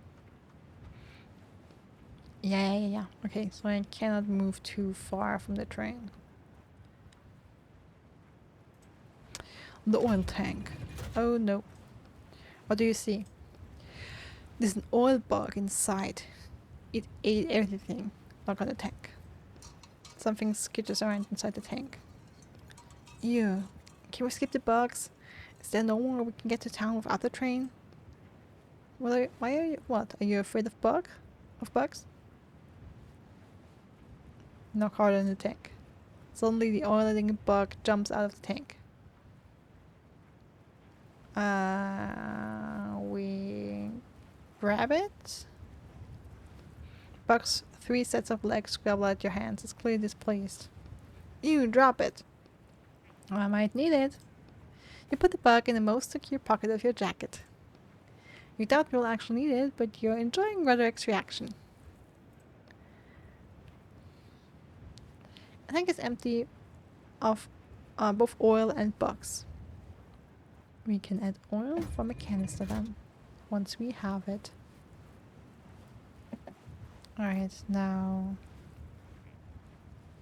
I guess then we will find a way to extract the oil from the bug again.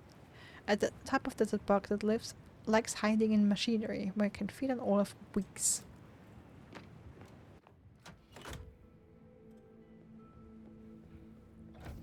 Oh, wait. List of names. There's a long list of names scratched into the wall, and each one is different handwriting. A sharp nail hangs on a chain nearby. Okay, so that's the different operators that have listed their names. It looks like this is a list of the train's previous operators. There's dozens here. Is this some kind of cursed train?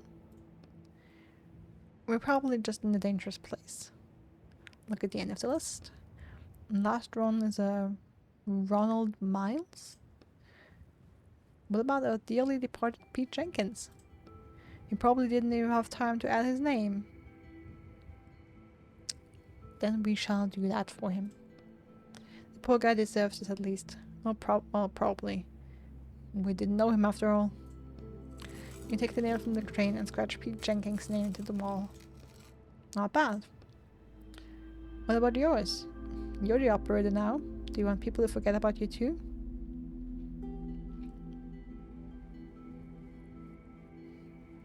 No, we don't really need a sign Etienne was here, since this is, like, what we're doing here is still criminal. No, not doing it. Signing my name in someone else's book doesn't sound like the best idea, yeah. If you say so.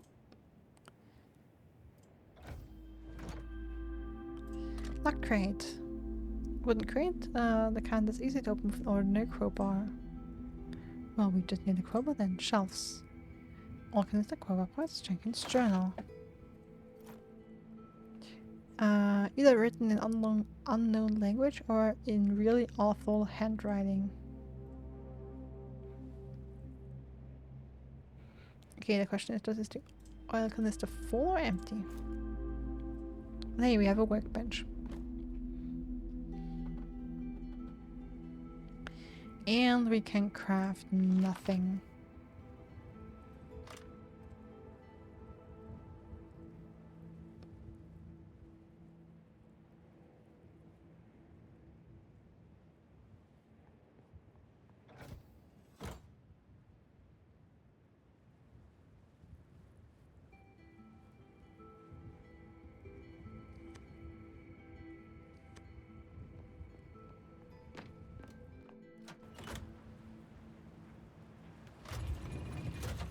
Alright, and oil from the canister. The tank is small and the canister fills it almost to the brim. It's definitely enough to get you to town. Nice, let's go then. We start the train. I think it's running. Great.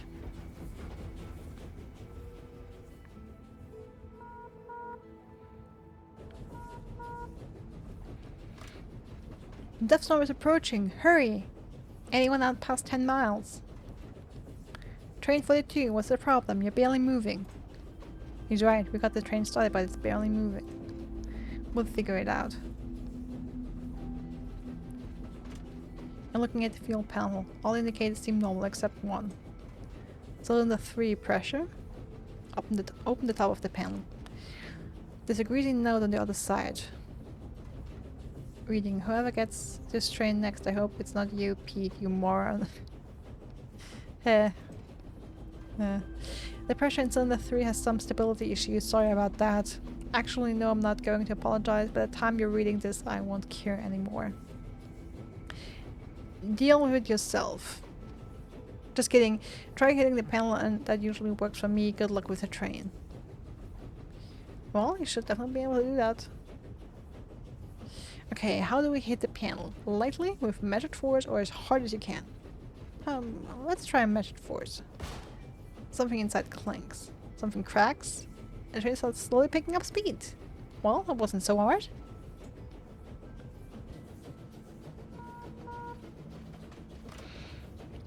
I pick up the radio. Great work for the two. I can see you picking up speed.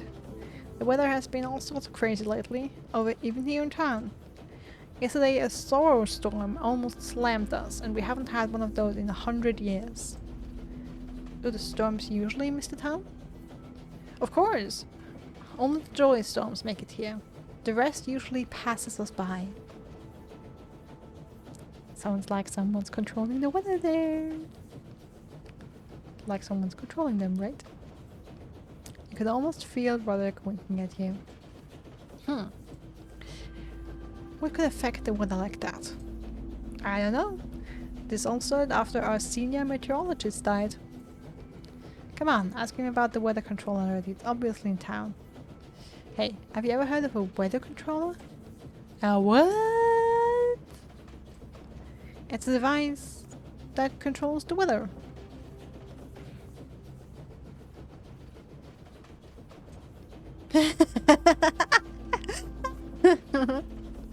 This is a joke? I don't think he knows anything. Yeah, I guess the senior meteorologist had the controller and everything started getting messy after he died. We should ask around about him in town. If only we had something like that, my god. He keeps laughing. We'd certainly be well off. Alright. I see you pulling in now. Good luck in town. Until next time. Jokester.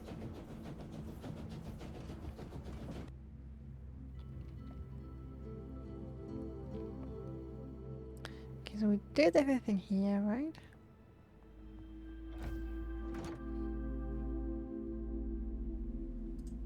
I mean, not everything. We still have the closed chest and the workbench, but all we can do for now, we've done.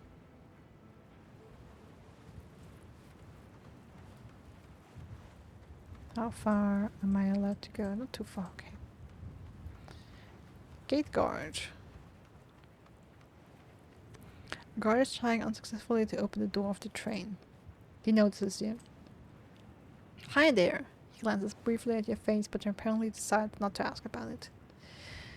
This guy here is causing a little traffic jam at the gate. Poor man got caught in a fear storm on his way here. I'm not getting anywhere with him, but I have to make sure everyone is in town before the storm comes.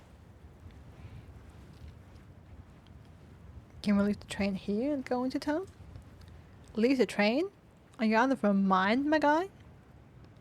I don't think that's acceptable here. I'll try to talk to him. Go ahead and try, but be gentle. It's not the poor guy's fault what happened. We'll see. Try and open the door quietly. Hey, who's messing around this door? I'm warning you, I'm armed. Damn. Let's not provoke him. I tried to be gentle. Hey friend, you there? Yes? Calm down now. I'm from train 42. Jenkins? Is that you?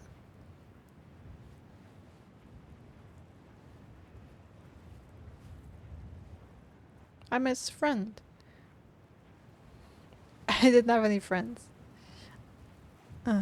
His brother. Stop lying. You killed him, I know the truth. What have you done with Jenkins? I don't think there's a peaceful way out of the situation. Damn, we forced the door open. You roll your whole body into the door. See, and this is again a situation where I wonder, did I just choose the wrong dialogue options? And there is actually an outcome where you know, this is all going peacefully and quietly, or is this unavoidable? You hear the mechanisms inside start grinding against each other. Just a little more. Come on, push. Flunk. I think the lock's open. Door easily slides to the side. A thin man is sitting in the corner of the locomotive, arms covering his head. Let's try and get closer. Hey friend. The man lifts his head.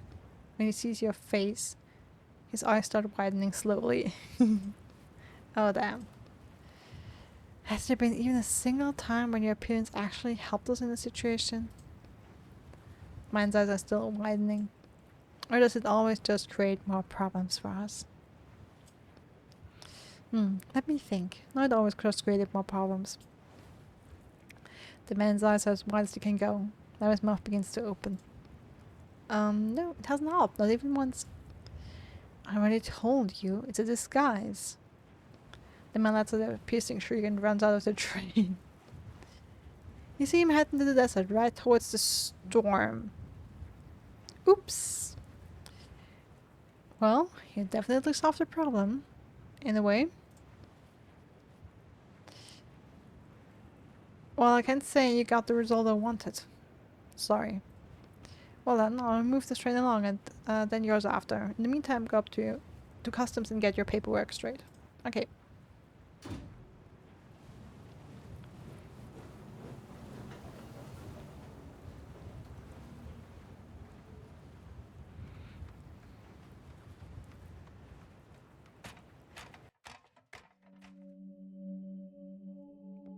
Maps.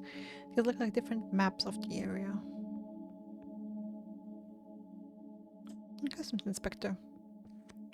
The inspector is sitting in the cold dark office. He looks up at you and in a bored voice says, "Train number 42." The inspector digs through some papers. "Are you Ronald Miles?" "No." "Did you find the body of Ronald Miles?" "No, I found the body of Peter Jenkins." "So after Miles, it was transferred to Jenkins," he writes in his notebook. "And now?"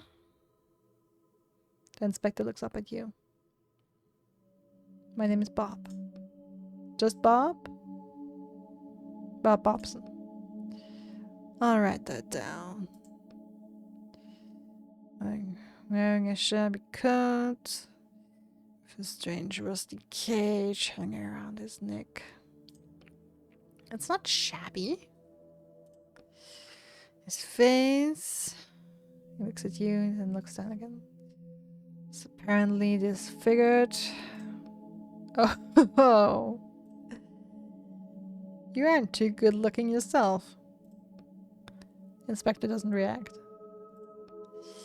"Here's your ticket." He hands you an old yellow ticket which looks like it's been passed around for years. "One standard town visit, 2 hours. Can I stay longer?" "You must sell all possessions belonging to the train's former operator before you leave town. Make that your top priority." "I thought they were mine now." The inspector looks at you silently, trying to understand whether you're joking or you really don't know how things work around here. "The train is yours, your possessions are the people's. And what happens if I can't sell them all in 2 hours?" "The items will go to the people." "Okay, thanks." "Go on through." He opens the turnstile. Alright, now we're through. Table. Bread and bottle. It's so cool that you have exactly the items I need lying around here. Yellow ticket. One of the few ways to get into town.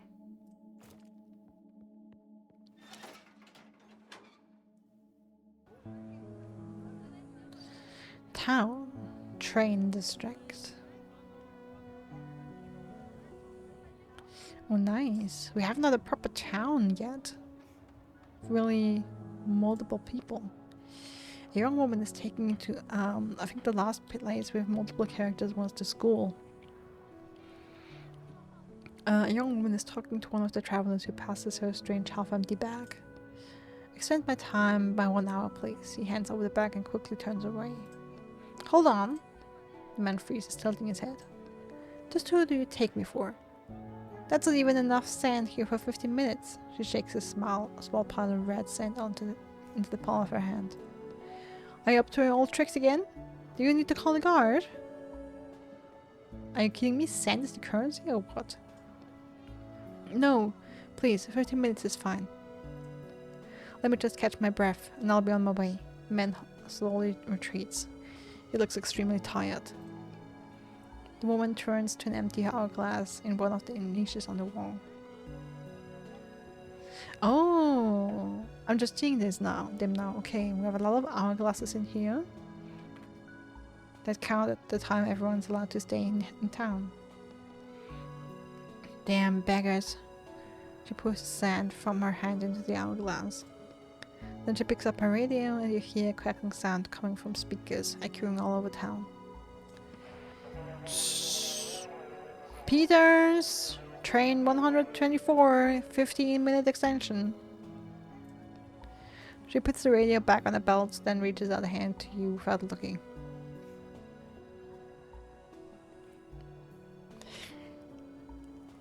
I don't think she wants to shake our hand. We want to give her our ticket. Okay, yellow. She takes out a new hourglass and pours in another sand to reach the second mark on the side.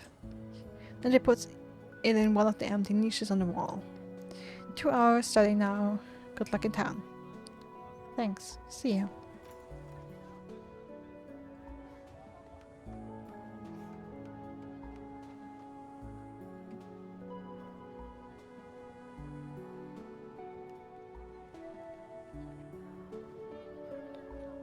Alright, inspectors. Two inspectors are standing by the train discussing something. I don't get it. Why don't you like the auction idea?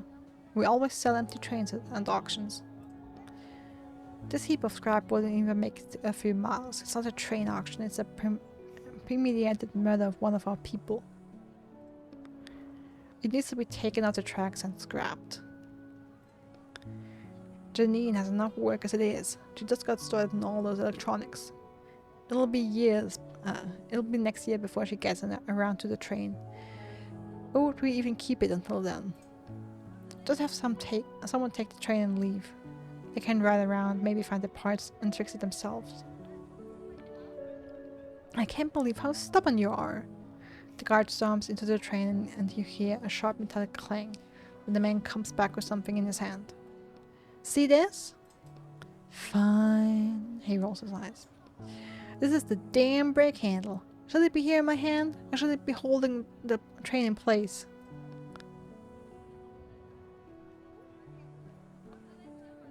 If you just broke it, won't the train start moving? Let me at least go through this stuff myself. The inspector suddenly notices you and scowls. The hell are you doing here?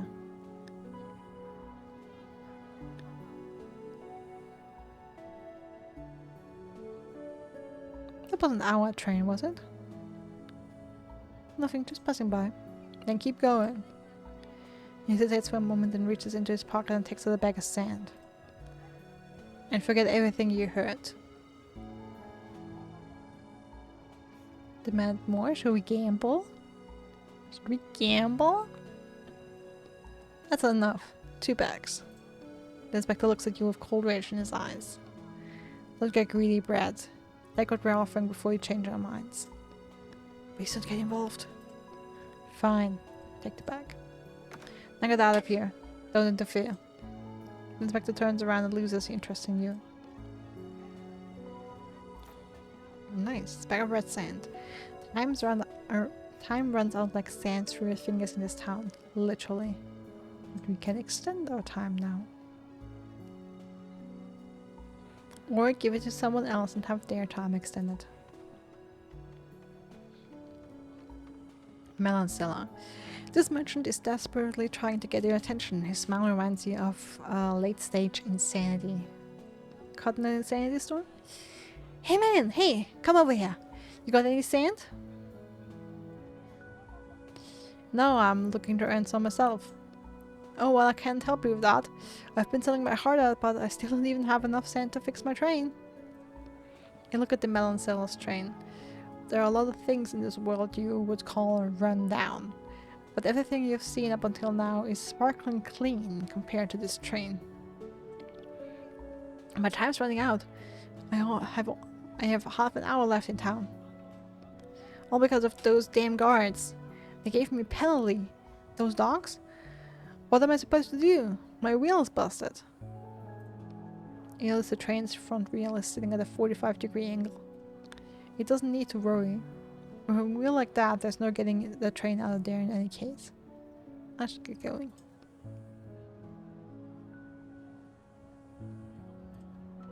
I mean, you never know.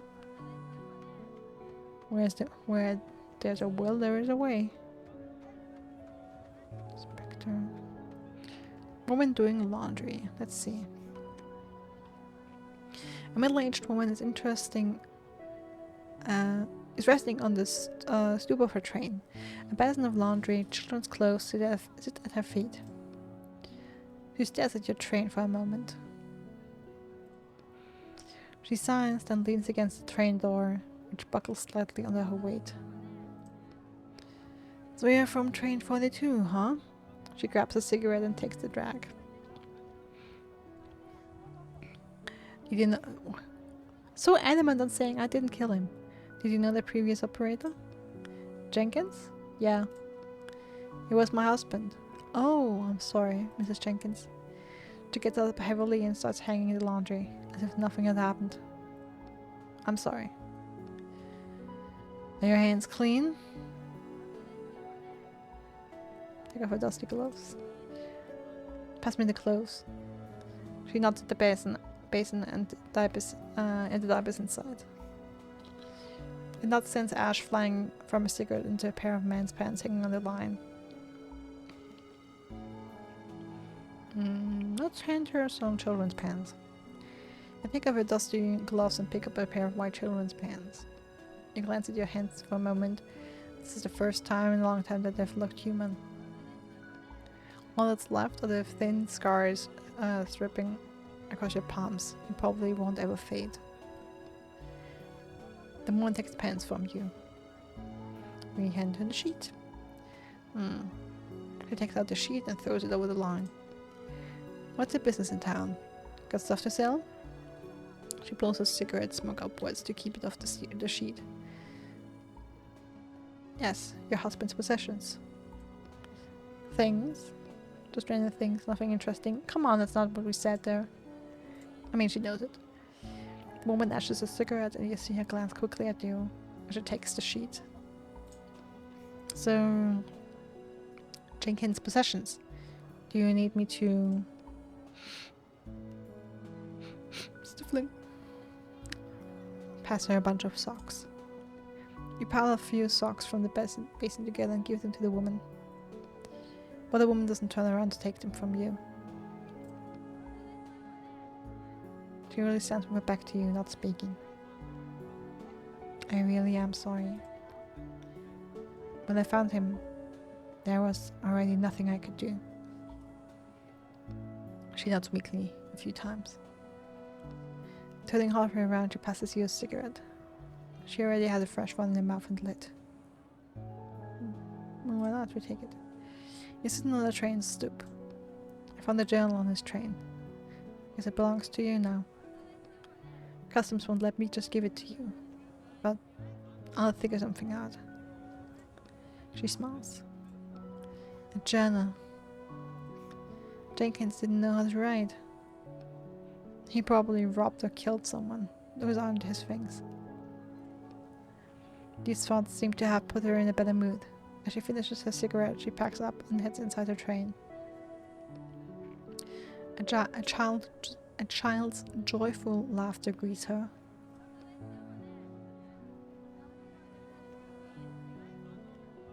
That was a lovely interaction. I like that a lot.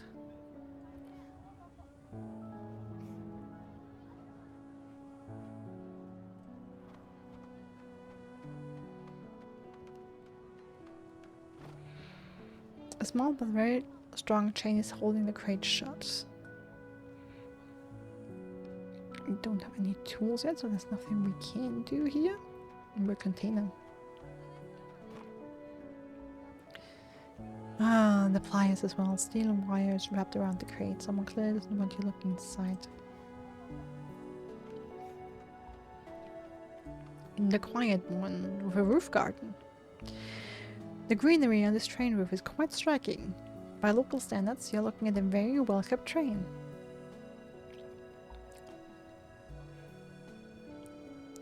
Well, she's just being described as the quiet woman. Let's examine the train in silence. Maybe she will appreciate that.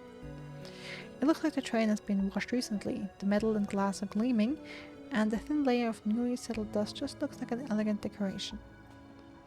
Green stems sway on the roof. You see kalanchoe, Hawthornia, and tons of other plants that you don't recognize. I'm sorry, did you need something? I wanted to ask, do you know I can get to the upper district? I heard the meteorologist lives there. You can only get in once you retire, and I think you still have a while before that happens. I do too. How do I get in there now? Today. The woman shrugs silently and looks towards the way out of town. Running your eyes over the locomotive, you notice an old trailer with dried up branches sticking out of the leaky roof. Let's take a closer look. The longer you look at the trailer, the more you shiver. Chills run up and down your spine like something icy touched the spot between your shoulder blades. Let's ask her about the trailer. Aren't you afraid your old trailer might fall right off? The woman continues to look towards the way out. Yes, the trailer is quite old. If it falls off, it falls off. The corners of the woman's mouth turn up and she shakes her head. Ask her what's in the trailer. What's inside? Things. Old things. Ancient things. Toys. Why are you carrying them around? I thought it was better to travel light in the desert. I don't know. I'd rather keep them with me. The woman frowns, but doesn't tell you to leave. You ask her what she does. What do you do? It's as though the woman doesn't hear your question. She just stares silently, watching. Just when you think she's not going to answer, she starts to speak. I'm making it through life, day by day. I meant the plants. Oh, the plants. I used to enjoy nurturing life. The woman looks at the old trailer and stiffens for a split second. You see all the muscles on her face tense. But in an instant, the illusion passes. Yeah, you take care of the plants on your train, so well, and then you have this rundown trailer? Ask about the meteorologist. Do you know anything about the meteorologist? He tells us when storms are coming. Is that it? Do you know anything else? The woman turns her head to look you straight in the eye. You can't read her expression. I won't keep you any longer. Thanks. You turn to leave, but suddenly feel something crawling across your neck.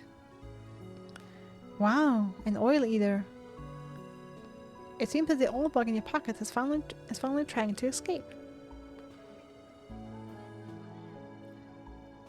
I mean, the thing is we swat it. You put your hand over your neck. Stop. Oh? Leave it with me. Okay.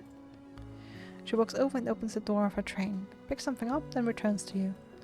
Here, sand? She's holding 2 old dusty bags of sand in her open hand. The bags of this girl's little bug? For this girl's little bug? Is she insane? Don't question it, Roderick! You won't hear me complaining. Give her the bug. You carefully remove the bug from your neck and pass it to the woman. She gives you 2 bags of sand. Thanks. The woman nods gently to you and turns her attention to the bug.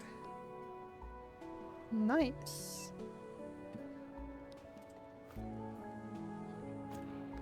Okay, so I wonder how many bags of sand we need. There seems to be stalls here. Ooh, crowbars. Mushrooms tools, nice. Finally some loot. An NPC who we cannot talk to. Seller. Get out of here, outsider. Oh. Alright. Door to the junkyard is open. Give me that junk. Give me that junk. Yes. Trash and crowbar parts. Oh, I didn't see you at first. Salvage worker. Okay, cool. I pull on the grate, but it doesn't move. Okay, the sewer gate. You see a tall woman digging around in a pile of scrap metal. She picks up something that looks like an old computer case, then takes out the microchips and wires as if they were parasites on a ripe piece of fruit. She tosses the cleaned out computer into a pile to your left. Do you want something? Oh, she actually has a proper face drawn. Like if you notice, a bunch of the characters we meet don't have just have a black silhouette for face. So she's important. Then she picks up a new one, not paying any particular attention to you. Do you need any help? She looks at the pile of scrap metal she still has to go through. For money, actually. For sand. The woman smiles. I'm getting paid pretty well for this. I don't want to share my earnings with anyone else. Who's paying you? Do they have more work?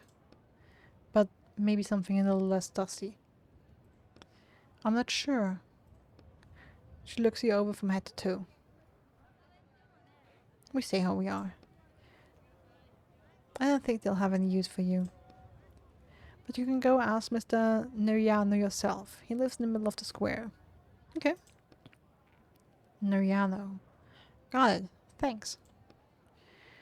She responds with a sour smile. You got a lot of computers here. Yep. She's concentrating hard on her work. Where did they come from? She gives you a quick glance. Jenkins brought them in a week ago. He dug up a whole warehouse full of electronics. Oh. Was Jenkins a nice guy? Was? Oops. Oh. Did I say he was? I meant to say I heard he's a nice guy. No idea where I might have heard that. But definitely not in town. He's a real jerk. I hope he dies. Ooh.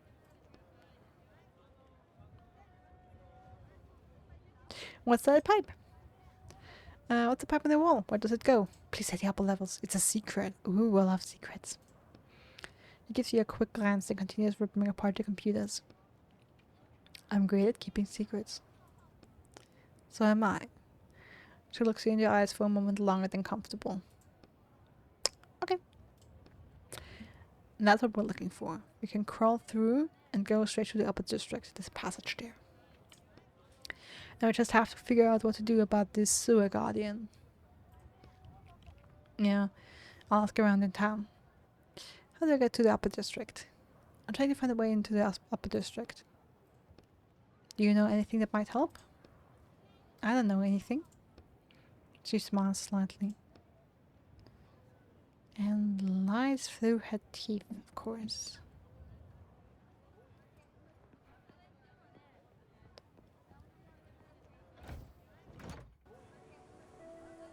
Alright, we exit.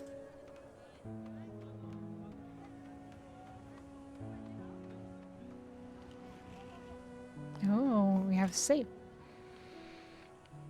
Someone hid a bird safe on the wooden pallet. The safe door is locked.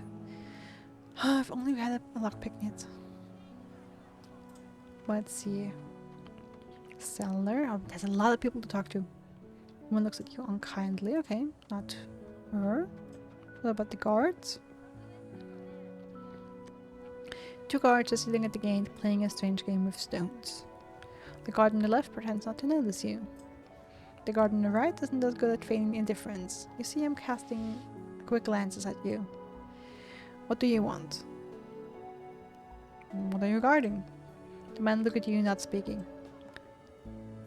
Did you get blown in here by an idiot storm, pal? The guard on the right grunts. Don't bother us. Let me through. I need to go to the upper district. Are you over age 60? Yes. The man look at you, not speaking. No.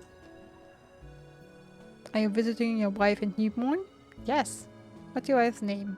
I'll call her to come meet you. He takes a radio from a compartment on the wall and starts unwinding the charger. Amanda Rupert? No, Amanda's already out. Wouldn't Amanda exist? Let's try Maria Giuseppe. Or shall we try Amanda? Let's try Amanda. Amanda Rupert, you have a visitor at the gate. Thanks. What the hell are you doing? Shh. 25 minutes later? Did it actually... Maybe try calling again? I called her 18 times already. I hear disgust malice in his voice. Dispatch put me through to the meteorologist. Hmm? Hi Linda, this is the guard. Can you check if we have an Amanda Rupert in town? Sure. Okay, got it. Thanks. How's the weather outside today? Outside the city, he glances at you. Hmm? Well, maybe it'll clear up. Alright, thanks. Yeah, you're doing great. Talk to you later. He punches a different code into the radio. Time service? What's your train number? Turns to you. 42? Oh no, I get a penalty now. Yeah, train 42. 40 minutes penalty for trying to trick the guards. Hey! Alright, thanks, over. Shit. Why, my wife is in town, I swear.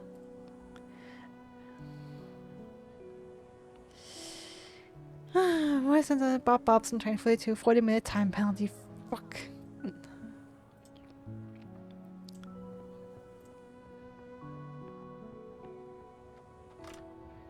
Oh, nice. An angry man? Open suitcases are strewn around the train car. A man is washing something in the metal basin full of dark red water. He's washing so intensely that I can hear the fabric ripping. He has an impressively large fang from some unknown animal hanging around his neck. He stops washing and shoots a mean look at you. A cage around your neck. Is that some kind of new trend? You hear clear dislike in the man's voice. Let's just keep going. We don't need any more problems. Is he washing out blood? Who cares? We're just passing by. Keep going, keep going. Maybe we should tell— Hey! Suddenly you feel a powerful yank down your neck. You look down to see the man's wet hand grabbing Roderick's cage. Oh no. I had a trendy friend once, always bragging about his sand bear fang.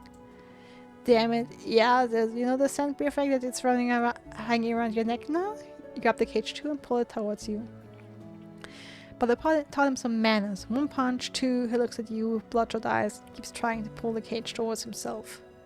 The cage hinges start making an unpleasant crunching sound. Or is that your neck?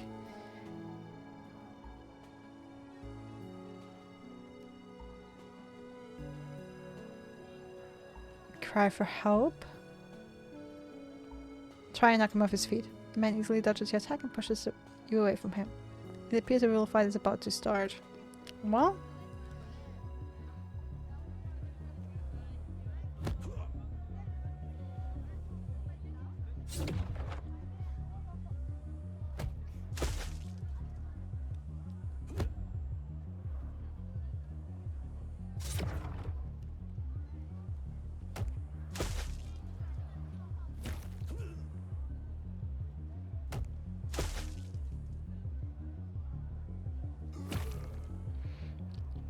Alright, the man flies into the basin, which turns over with a crash, splashing its contents onto the ground.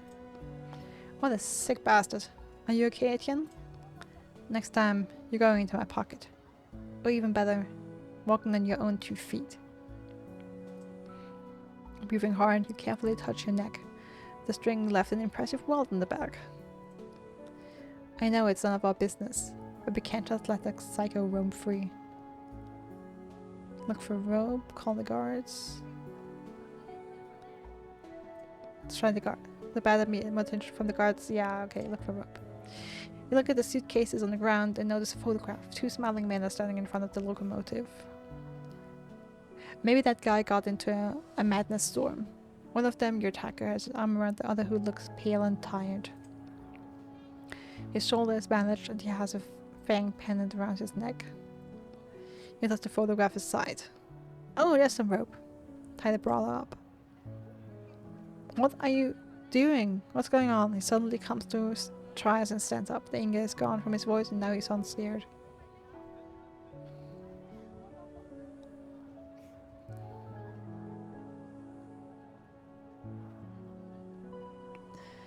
Nothing's going on.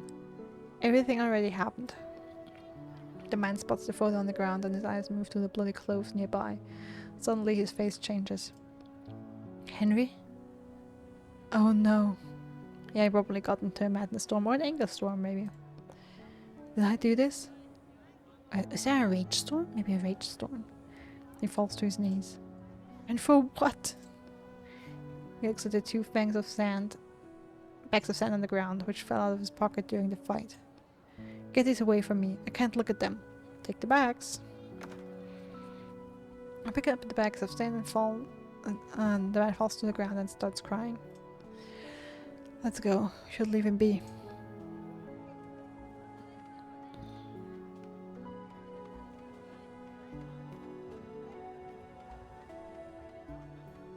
Opening a train. You're looking at a completely unremarkable train, but suddenly a loose piece of sheet metal at the back of the car catches your eye. Instinctively, you look around and then get closer. So first you're a fraud, and now you're a thief too. We've been a thief from the start. What are you talking about? I haven't stolen anything yet. What do we have here? You feel around the side of the train. You're standing right to the gap between the train and the loose sheet metal. The darkness inside is calling to you. Let's put my hand in. There's just enough space for you to fit your iron up to the elbow. Your fingers slide over a well-oiled innards of the train. Something brushes your thumb. We touch the oddity. Blind man, you feel around the small space inside the train until you feel the contact again and again and again. You finally manage to grab something elongated and hard. It feels like part of a pipe. You pull it towards.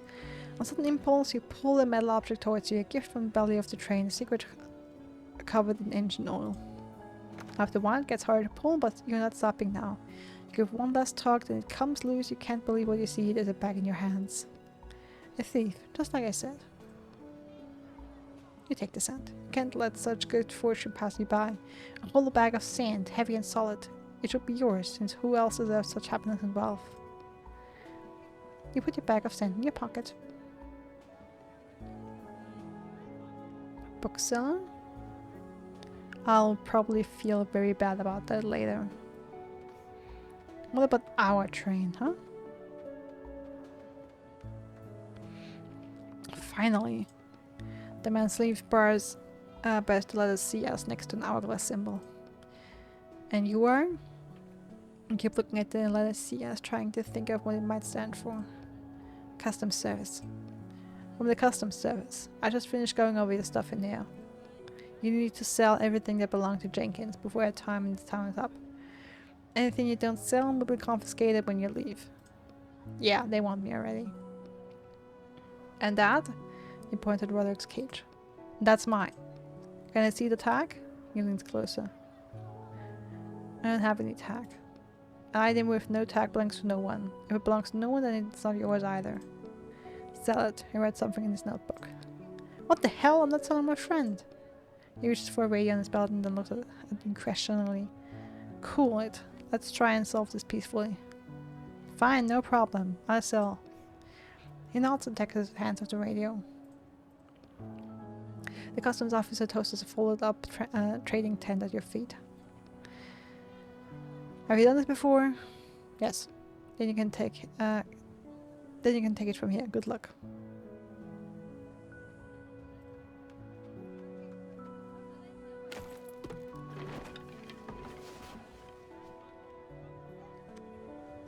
trading tent is ready.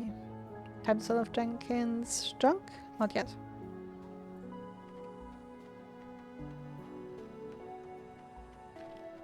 Let's get inside and see if we can craft something.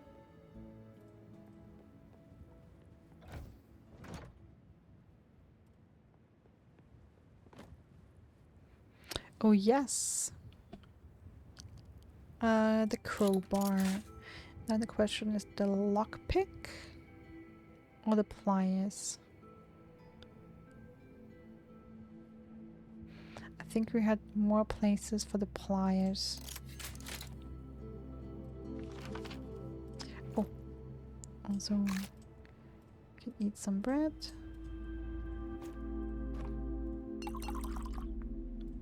And extract some ink. We open up with the crowbar, you can successfully open the crate. 2 bags of sand, piece of nice. Okay, we need more tools. But we can extract ink.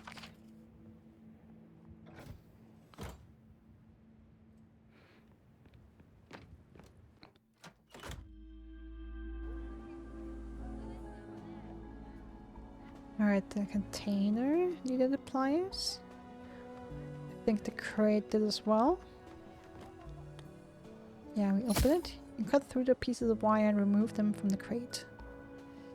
And the ball, sand, and a ring. Nice.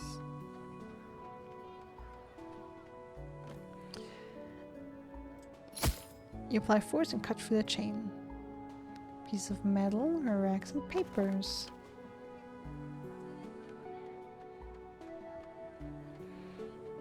Okay, Prospector, we haven't talked to you yet. Oh, that's a cool...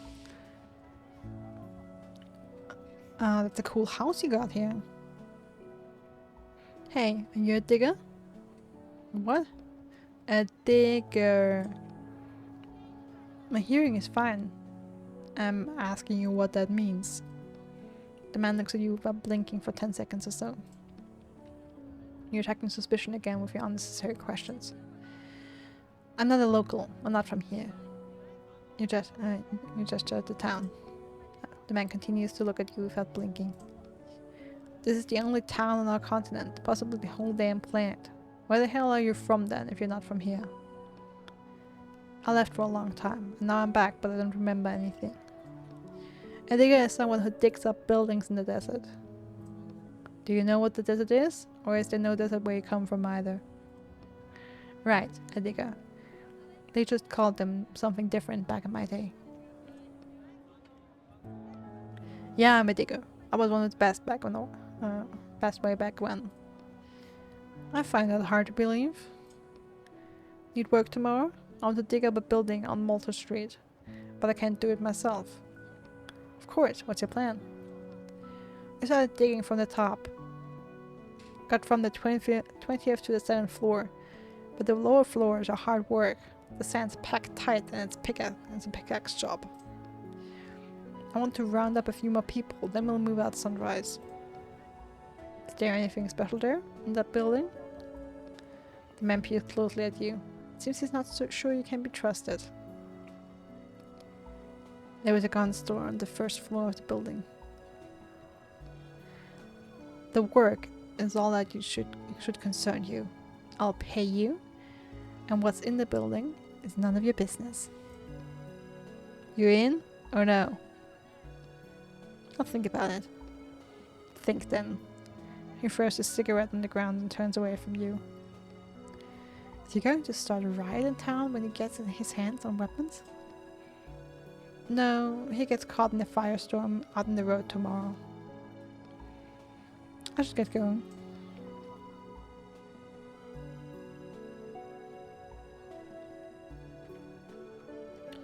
The irritated man. I'm not buying anything. Leave. Okay, cool. And the bookseller? The sound that reaches your ears seems impossible in this desert world. Rustling pages. Hundreds of pages. The table next to the woman's train is full of books with well-worn covers. Each one looks like it was taken out of an antique bookshelf. Hello! The young bookseller waves at you. Hi. Are you new to these parts? I've never seen you before. Her attentive but slightly unfocused gaze slides over you. Your paper face doesn't seem to bother her. Yeah, I'm new. Do you know everyone here? No, of course not. It's just that generally the same people bring their trains to the same station every time. Were you looking to choose a book? I'm gonna pick up the blue book. Oh, what an unusual choice. Why is that? People who choose this book usually want to hide from the real world and immerse themselves in fantasy. But I don't think you're one of those people. You carefully open the book.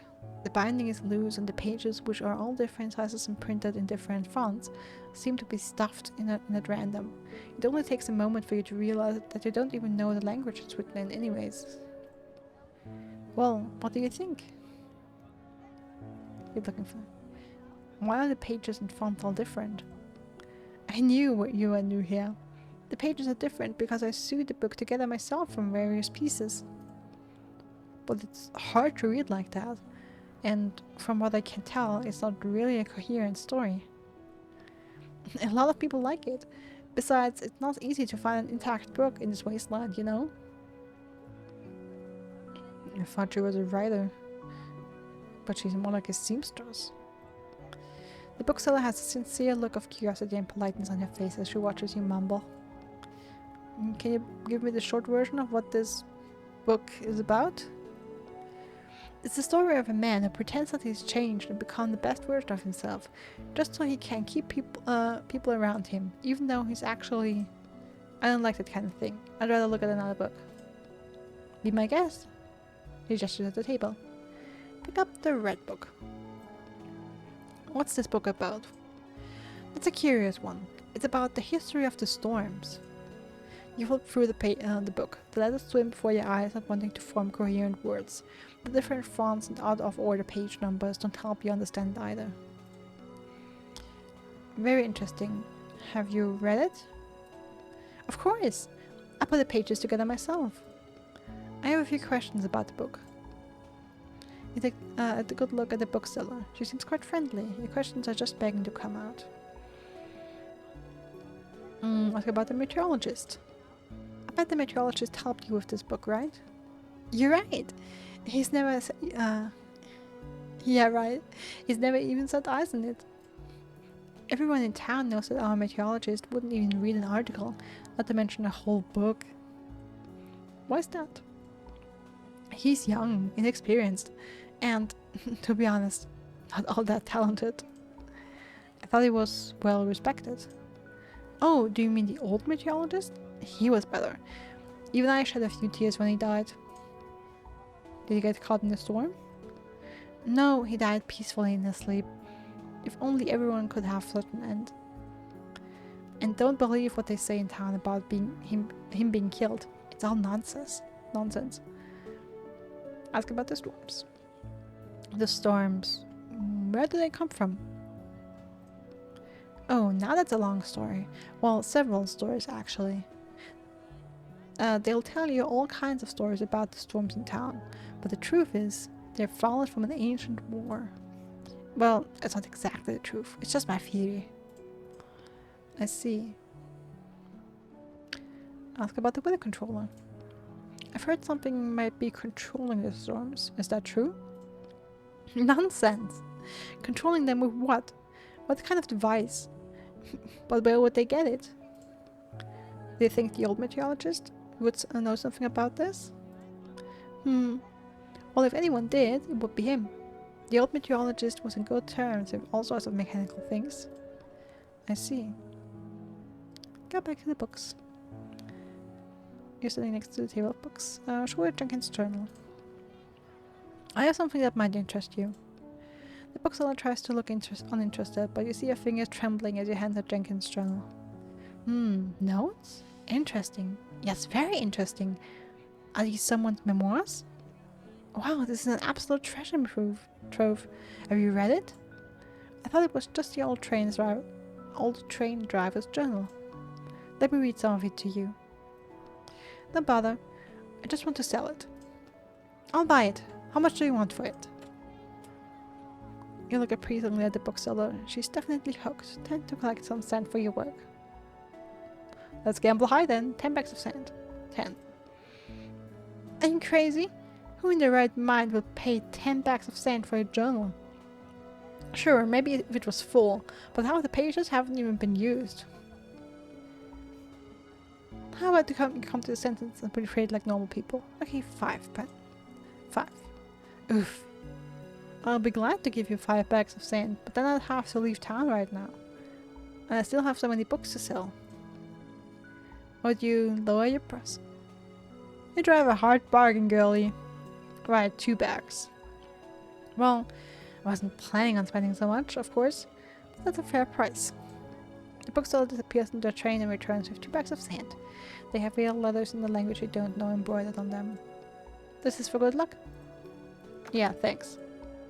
You should have found out what was in that journal. It might have helped us understand this world better. I thought you could help us with that. Haven't heard much useful advice from you recently, by the way.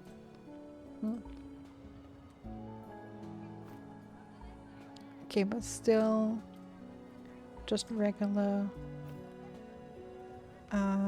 bags.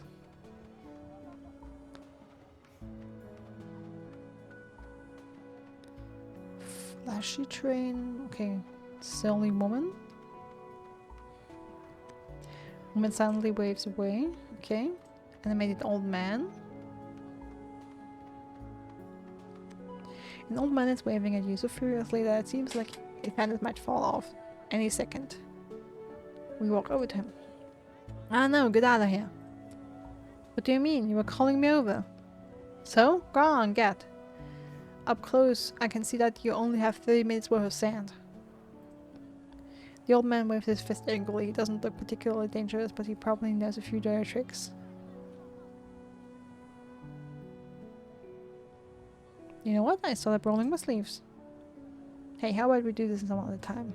Fine. Old man's face turns sour when he sees you. We got off on a bad start that time. What do you think you could...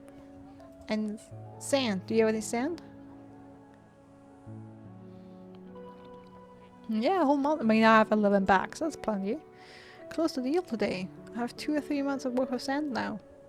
The old man's eyes flash. Old man's eyes flash like a locomotive headlight. He reaches out a hand to you. You hear his swollen fingers, joints cracking. And what are your plans? Have you thought about getting a new train? He from his train, which appears to be for sale, judging by the sign. You're the one who came in on Martina's junker, right? The old man drops his head and mutters something to himself. Listen, so he didn't make it after all. Gave up his post too soon. Jenkins. Huh? I came in on Jenkins' junker, not Martina's. Makes a difference to me. You gonna buy my train or not? How about you tell me how I can get into the upper district? The old man gives you a cold, steely look. You can't be older than, what, 20-something? And wearing that crazy mask? I'm 35. Well then, you're still young. Drive trains, run from storms, give it about 30 years maybe, and then you can retire in the upper district. So how about that sand, Ready to trade in your junker for my nice lineup here? You won't find anything better. The old man looks proudly at his train, but it's hardly any different from the one you inherited from Jenkins. How much do you want for it? 40 bags of sand. That's not for 3 months, which is exactly how much longer I have to wait before I can retire. I think your price is a little high. Before the words even finish crossing your lips, some kind of wild entity seems to take over the grumpy but overall good-natured old man. Then get out of here, I have plenty of interest. A locomotive plus a little car attached. Scram! Okay. The flashy train, what's up with you? Is this where he lives? Mr. what was his name? Nariano. Hey, Mr. Nariano, come out! The door slowly opens. A middle-aged man appears on the doorstep. He looks a little too clean for these surroundings, and is holding a glass of something orange. Oh, fancy. Big hat. He squints at you from the doorway, apparently not trusting you enough to talk face to face.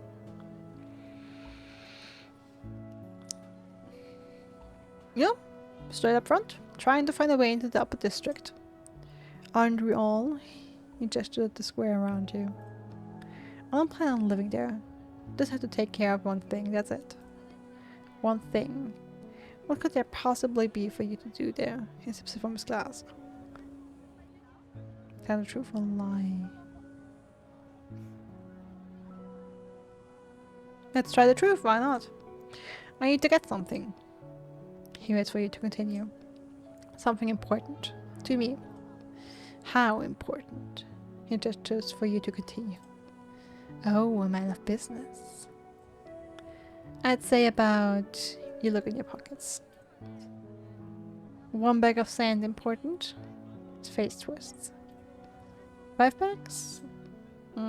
He gestures again for you to continue. 7 bags? The man starts nodding, but his hand doesn't stop moving. 10 bags. Now you're speaking my language. I love it when a person wants something that badly. In a flash, the man transforms into a reserved aristocrat, from a reserved aristocrat into a jolly businessman. Not a bad start to the day, helping those in need, you might say. Haha. Steps forward and shakes your hand.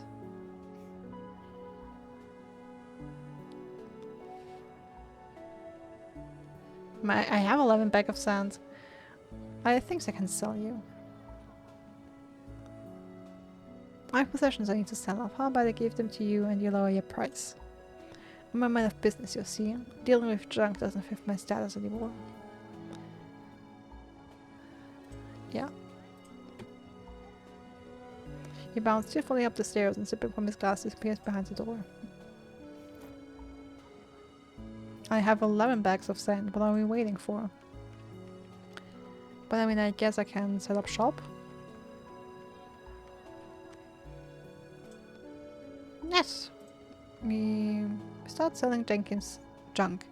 You brush sand off the tent and notice passers-by starting to look over more frequently. What do we have to sell? Everything left in the bag. Some weird gas cylinders. You dig through Jenkins' bag. Empty, decide. Just put them on the counter anyway. I keep reading around the bag. Some bracks and a cup.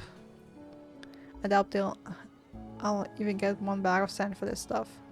Oh, something else. Some kind of map. Hey, I bet we can do something with that. You notice a customer approaching.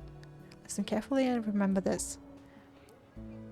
The man is quite clean cut, probably from the upper district. Are you listening? Say this map leads to something important, to treasure or whatever.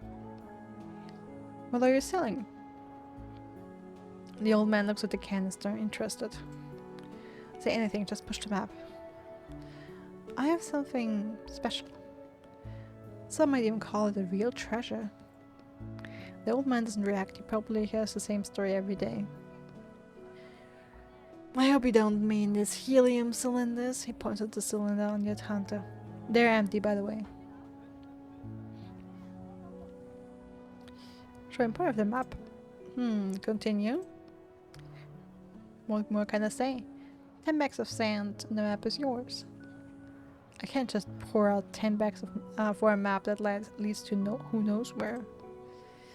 It leads to treasure. Which treasure exactly? You tap on Roderick's cage. I'm thinking. A map to water? To a pile of sand? A pile of food? Shelter? Well...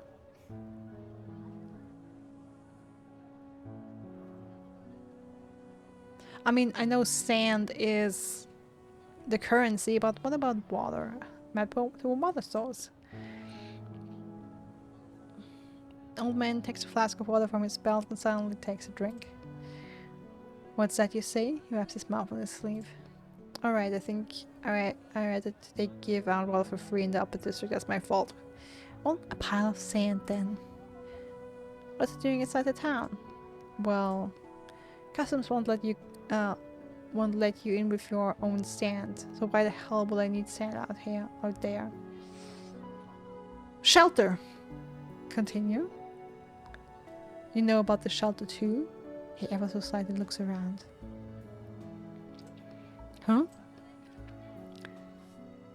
There's a lot I know. Your try sounds convincing. 10 bags, you say?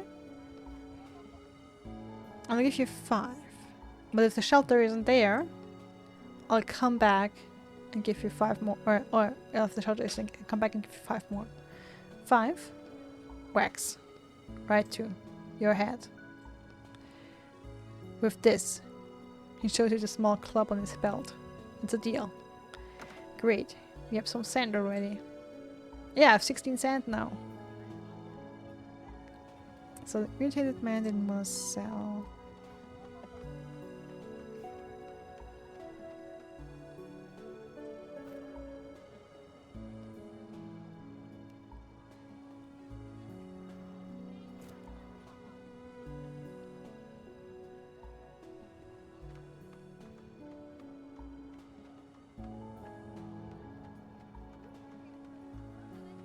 Okay, wait, the melon seller. We didn't have the sand earlier. Let's try and sell some. Try and buy something. Well, will you buy a melon? You look at the merchant. You look the merchant over. Rumpled clothes, walnut shoes, a small bag on the ground. Why is there a bag of sand at his feet? See nothing. Are you buying or no? Don't hang around here. You're scaring away my customers. It's not exactly a line for the melon seller. In fact, there's no one around at all. The bag of sand is still lying on the ground.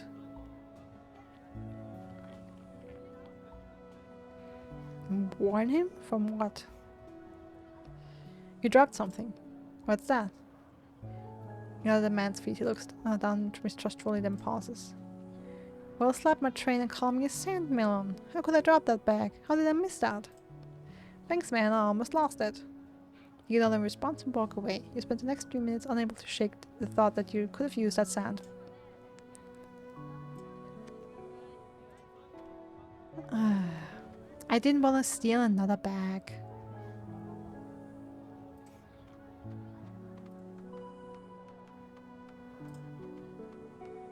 Okay, I cannot talk to her.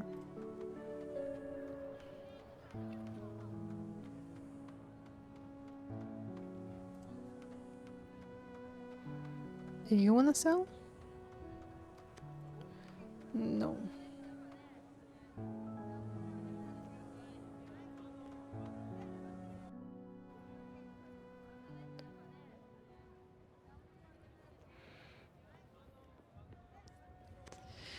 The woman has cleaned out the last 10 more computers since you were last here. The pots are lying next to her in neat piles. Have you talked to Mr. Noriano? Then you must have something to do. She returns to her work.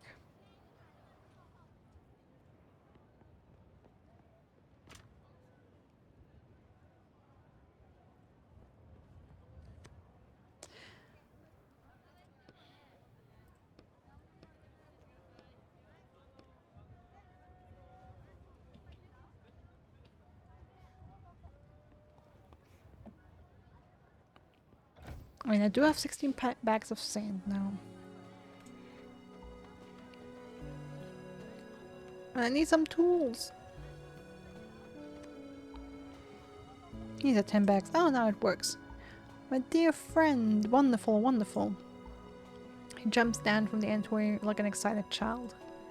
May I? He looks at the bags, ignoring you. Go ahead. Wonderful, wonderful. He counts the bags. He counts out 2, which he hands back to you. Give these to Janine, the woman who does salvage work at the scrap heap. Tell her Mr. Nariano sent you. He scoops up the remaining bags and starts to head back into his home. Hold on. So it only costs 2 bags to get into the upper districts and you're just keeping the rest for yourself? Just because you know this Janine? It truly is a pleasure doing business with you, my dear friend. Come back anytime. He disappears behind the door.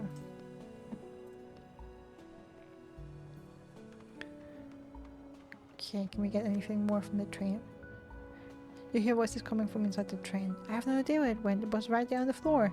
You idiot, if you don't find that bag, you'll kick it out of town in 5 minutes. We haven't even restocked our water supply. Go find it quickly. Well.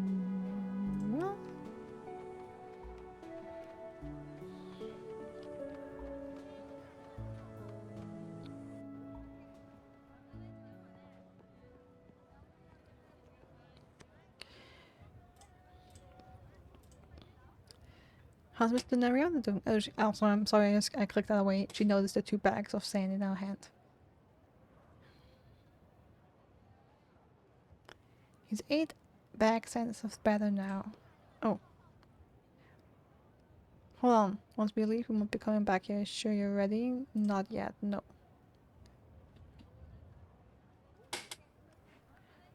I haven't crafted... Oh, but maybe I can...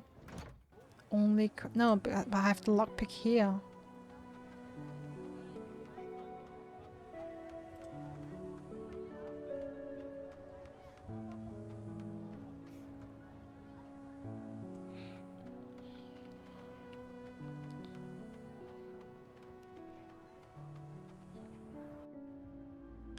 Okay, so my issue is that I haven't crafted...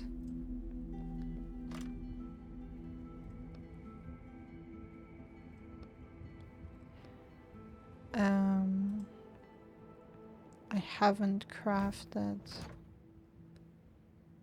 the lockpick yet. Because I still need tools.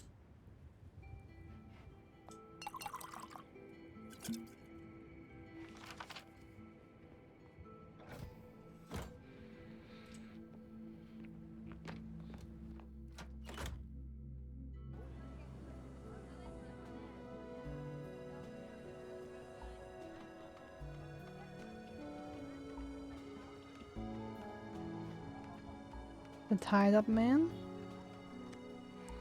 got beat pretty badly, but leave him be. Oh, is there any place where I cannot talk to the guard anymore? She didn't want to talk to me. He didn't want to talk to me. She didn't want to talk to me.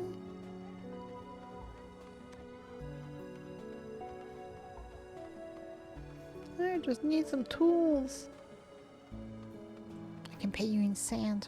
I still have 6 bags.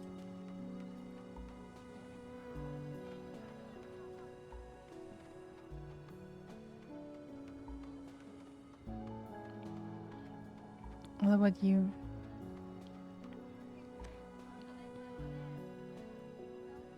Okay, now she has the bug and is happy. What about the inspectors? Both ignore me. Jenkins' wife went inside.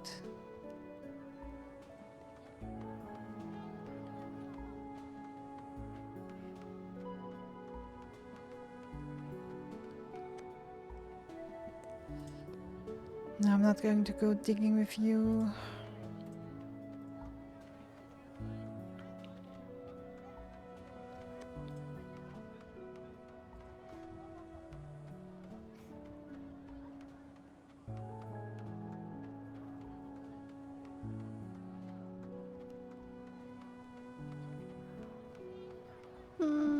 I would hate it to have another safe uncracked.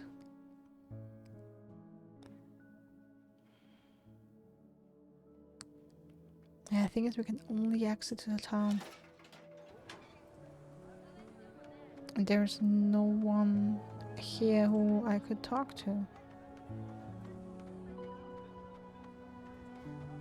So I really don't know where these 2 are supposed to be.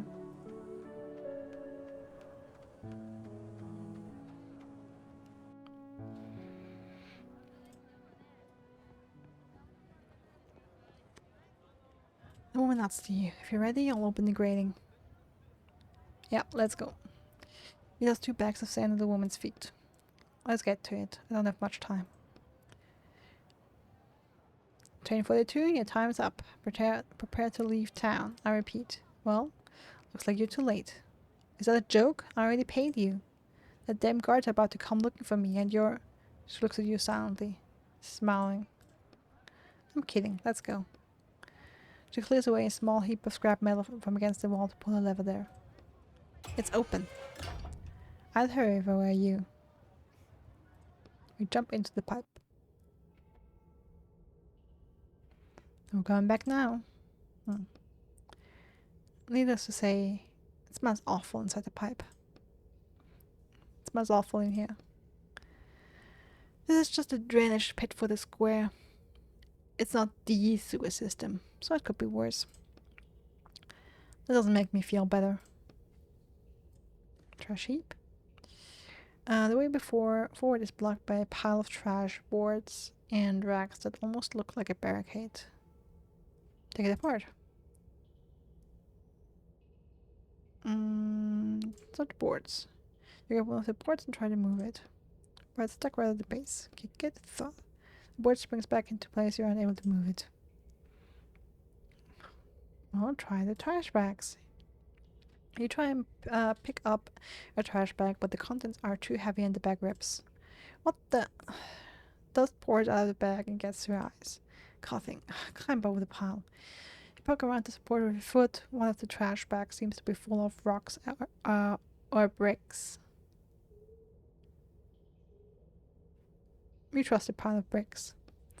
You put your weight in the bag, then throw your other leg over the barricade of boards. With your pant leg, but your pant leg gets caught in a nail sticking out of a board. Oh, come on. Free one of your hands and carefully unhook the nail. You shift your weight to your right hand and try to unhook your pant leg from the nail. You can't get it, damn it. Come on, you're so close. Phew.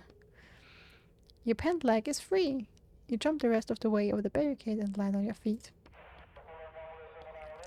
You hear a voice of the radio somewhere up above. Final warning, Bob Bob's an operator of train 42. Your time is up. Leave town immediately or your train will be confiscated. Yeah, I don't fucking care. You're right. There's definitely no going back.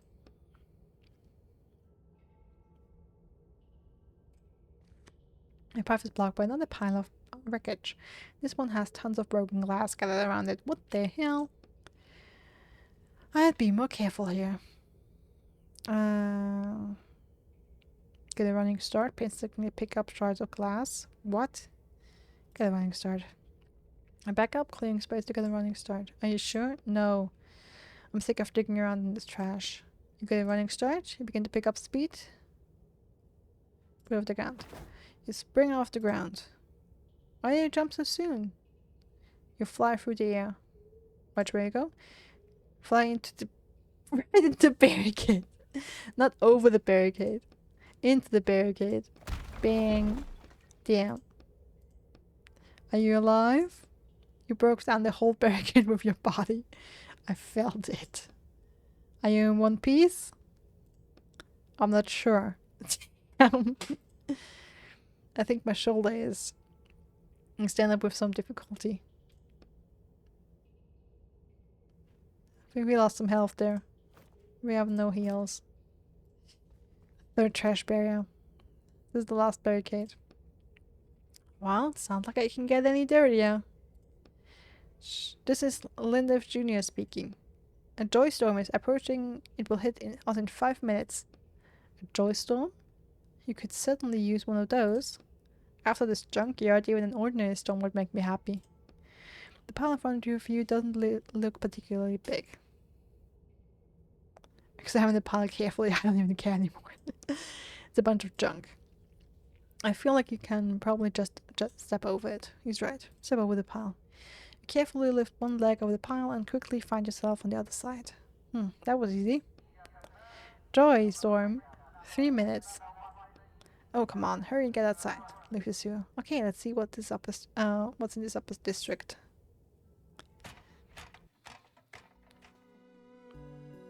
Upper district alleyway.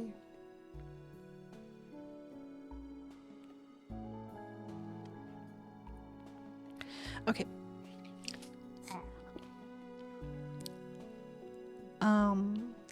Let's wake up for today. Because I feel like my mouth is super dry. And I can't talk anymore. So we didn't get all done today. But it feels like this last book is longer than a few of the other ones. I mean, I think it's the last one. We'll see if it actually is the last one, though. And yeah, we'll stop here for the day and finish this another time.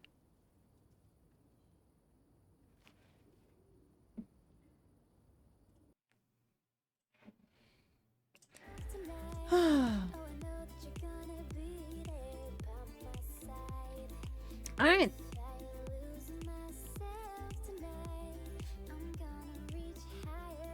I'm happy that we finally found out what Etienne's crime was. And I really like the all the books and the stories that they've created. Like, not all of them are equal in length. Some are more intense than others. But I still like the concept a lot. And I'm happy that I sat down and streamed a little more. I hope I can also stream the next few days around the same time. I'll try that. I'll try to leave work at 1 a.m. and then come straight home and start streaming right afterwards. Maybe I'll... So today is Tuesday, maybe I won't stream on Thursday though, because we'll see. I would just have to be careful and very strict with my time, kind of like today, and stop at pretty much this time, because I do have a training in the evening where I need to go. So yeah, thanks for Lambert for coming in. Hope you got a lot of work done while you lurked. And thanks to everyone else who watches this later. Stay safe, stay healthy, and I hope to see you again soon. Bye!